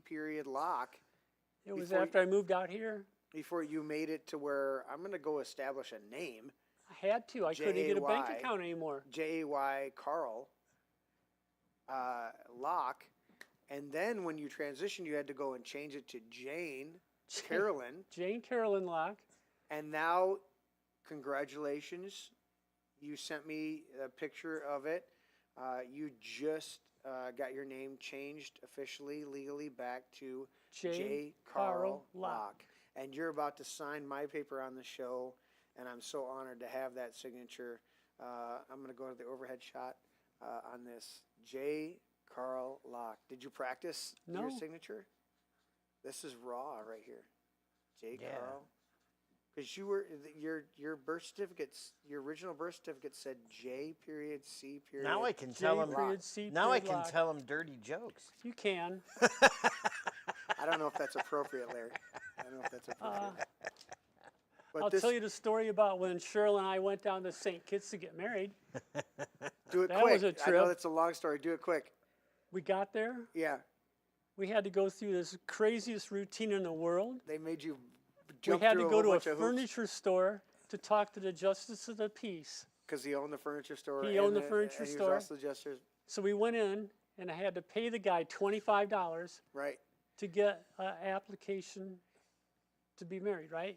And then you had to go get, Just hold on. yeah, So we about 2 hours, we sat in there and answered a million questions, and he gave me the application. He says, now you have to go to the post office. The post office. So you go to buy the post office $200 for. worth of postal. I had to buy $200 worth of postage stamps. This is the craziest shit in the world. Then we had to go to the government headquarters building. Yeah. Had these two clowns outside with pith helmets on and white suits and phony guns. We walked in the place, it's empty. It's a dungeon in there, right? All the junk is in the fountain, all the old furniture and shit. We climbed 3 stairs to get to the top, 3 floors. There's a woman in there. I don't know what her name was. She was the secretary. She was the secretary for the governor. She takes your 200 stamps. I had to give her the stamps, the $200 worth of stamps. Yeah. My application that I bought for $25 from the furniture salesman. That's the craziest damn place in the world. Dude, wow. What state was that in? It was in No, St. it was Kitts St. in the Kitts. Caribbean. It was international. Oh, international. Oh my God, it was the nastiest place. You're there for vacation. We went there to hang with get your- married. Yeah. That was the whole reason, right? They take all of our ID, my passport, my credit cards, my driver's license. I had no money. Yeah. Wednesday morning, we were supposed to get married. Yeah. Right now, this is like on a Monday. Tuesday night, out of nowhere, comes this character from the darkness, comes walking up. He goes, everybody down there is like, no problem, man, no problem, No man, problem, no problem, man. No problem, This man. character walks up Oh, and says, yeah. this character walks up and goes, we have a problem, man. We got a problem, man. They didn't like my name. You don't have a good name. You got letters. I don't like your letters. My name was J.C. Yeah. The guy said, it's not Christian enough. We can't marry you. And this is coming from the son of a bitch who lives inside. The Like furniture a store. voodoo. No, a he lives voodoo inside mansion. the cemetery. Oh. Yeah, voodoo mansion. Yeah. Wow. It was a trip from Hollywood, I tell you. It was the craziest thing I ever went through. They have a jailhouse there, and if you swear in public, they put you on the bench. What the fuck? No swearing allowed. They put you on the bench. It's in the bench. I said, what the hell's a bench? It's a Oh, real bench, and it's got chains on it. You cussed and you're fucked. Oh, fuck. I unloaded a whole You did a litany of- diatribe of it. Oh, man. I went on for 5 minutes at that woman. You were Air It's a Force, wonder I'm not a still not on sailor. that damn bench. You were Air Force, not a sailor. What the fuck's up with that? Wow, it was place was fucked up. What a story. Yeah, beautiful. Yeah. So after we got back, and a couple years later, we moved to Howell. I said, I got to change my name. I can't go on like this, you know. I went to PNC Bank to try and get a bank account. You go, you can't be JC. What the hell are you talking about? You're like, What are you trying to tell me my name isn't my name, right? but that was, how many years was that? How many years? Oh, When did shit, you do that? was 32 years ago, maybe? But I mean, how old were you when you changed it to J. Carl? 33 years ago, probably. Yeah, 32, 31 years ago. 31 years ago, I guess it was. My lawyer, his name is Tim Daines. Bless him, he was the greatest lawyer in the world. Yeah. I fixed his SKS for him, and he went to court and had my name changed. Nice. And it was at the old courthouse. Okay. It was before the new courthouse. Right. Right. So when you sent me the paperwork, and this most recent, you were anticipating potentially going to court, and our good friend of the show, Christina Like said, She said, I'll come with you. I'll come with you. represent you. But you got it already in the mail and didn't Yeah, even they have to go. surprised me. It was They in sent it to you. absentia, so I didn't have to go to court. They And just you they did that. made the official change on Facebook today, Yep, I did. and posted your whole letter explaining your just briefly your whole story. Right. And you are J. Carl, J. Locke. Carl Locke. and it is an honor to continue to be your friend. I Thank love you so much, Love you too. and I appreciate you. And you? Uh, You were my biggest problem child I was so freaked out 100%. of telling you. I really was. I told Mike that years ago. Yeah. I will give Larry read those last two, the last three. The last three. Well, the one has to say that Larry has to pay extra for that. I don't know what it was. Give thumbs up. But Rob there, Rob RP, Jay, your friends at the 2A Patriots support you. Now is that, and then Dale. Thank you, Rob. Says, hey, buddy. So appreciate that. Oh, that would be Rod Rodriguez Palazzari, and he's saying, Jay, your friends at 2A Patriot support you. And Must be an echo in here. Yeah. Thank you, Larry. You like that echo? I like it. Yeah. Yeah. I want to do this real quick. I don't always do this at the end of the shows, but I want to do this. Jay, give me that hand and grab This Larry. hand. Okay, we're going to do Grab this. Larry. Fine. I want to do this at the end here. Lord, we just lift up everybody that's been affected by DES, whether it's cancer or gender. What's the correct term? Gender dysphoria, identity. gender identity. Lord, whatever the situation is, and those that are listening specifically to this podcast tonight or in the rebroadcast tomorrow, Lord, we lift up each and every person. We ask that you help them find their purpose and their identity in you and walk out their path according to the leading of your Holy Spirit. Lord, we just ask that you help each and every one of those people that are affected by this horrible chemical Yes. to find peace and rest in your arms, and know that no matter what dynamics they've had to deal with in this life, that you always have open arms to receive them into your loving grace. And Lord, we thank you so much for Jay and Karen coming on the show tonight and being bold and sharing their testimonies as well as their information. And we just hope, Lord, that this topic and discussion ripples throughout the world and shed some light on the struggles that people have legitimately from the poisoners in the pharmaceutical company. And Lord, we thank you so much for their testimonies in Jesus' name. Amen. Amen. Guys, make sure you do what you can. Like, share, and subscribe. Yeah. This is DES Awareness Week. I put the links, a couple links in the show description tonight. You can go to Facebook.com/DES info. You can go to, there's another link for cancer awareness on there. You can do all that. You can check that out. It's the DES Hormones Fact Sheet. You can check that out. Please like, share, and subscribe. Do all of that stuff. What camera am I going to? There, there I guess. This is a very sensitive topic because these are people dealing with legitimate things, legitimate issues, and we want to honor people like Jay, who have had the most severe dynamics dealing with that, but also honor the millions of people out there that fall into other categories like Karen and the multiple people that she has testimonies of. And Larry, yeah, Larry sharing a little bit with his wife dealing with some of that, and then 2 daughters having infertility because of that. And my brother-in-law. And your brother-in-law. These are legitimate things, and most people don't recognize how far-ranging and how detrimental the effect is of DES on this community. And so we want to continue to bring awareness to it this whole week. We will check back in a couple weeks with Karen, with you, Jay, and we will recap DES Week, DES Awareness Week, and we will make sure that we keep this at the forefront and put pressure on our legislative representatives as much as we can to bring change and hold the pharmaceutical community accountable for this. So thank you once again for being here. Appreciate you so much. Guys, do all you can to like, share, and subscribe. Do all that stuff. Don't forget to give us a good rumble thumbs up. on the way out. Give us a rumble thumbs up. And see you on Tuesday night at 8 p.m. Yeah. Well, I will be here to harass Jeremy as always. As frickin' always. Yeah. But thank you guys, and I appreciate so much our chat. I wasn't monitoring all of it, but I saw nothing but support from everybody in there, and I appreciate you guys so much because you understand the dynamic And that's awesome. So thank you guys. We will catch you on the flip side Tuesday, as Larry said.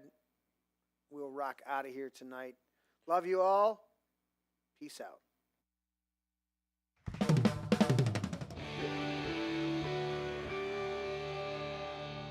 This is my brain. Dad, that's an egg. Yeah, that's an egg. Honey, Dude. that's an egg. Seriously. That's an egg. It's a metaphor. It's still an egg. That's an egg. I would challenge you. That's an egg.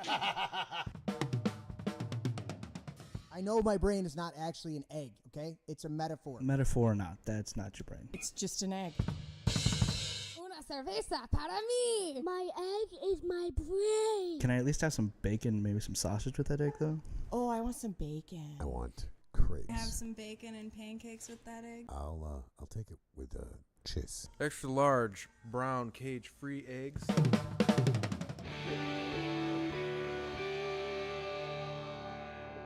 Can I have your brain with cakes? A little sausage and a little toast and potato. That would be great. Does it have antibiotics? I don't know, man. I'm not good at this shit. Well, they gotta be able to resist some diseases. You resist the disease. Has it got any hormones? Maybe. It's cage free. Vegetarian? Maybe. Are they vegan? No, I eat steak. Never apologize and never explain. Never apologize. Never apologize and never explain.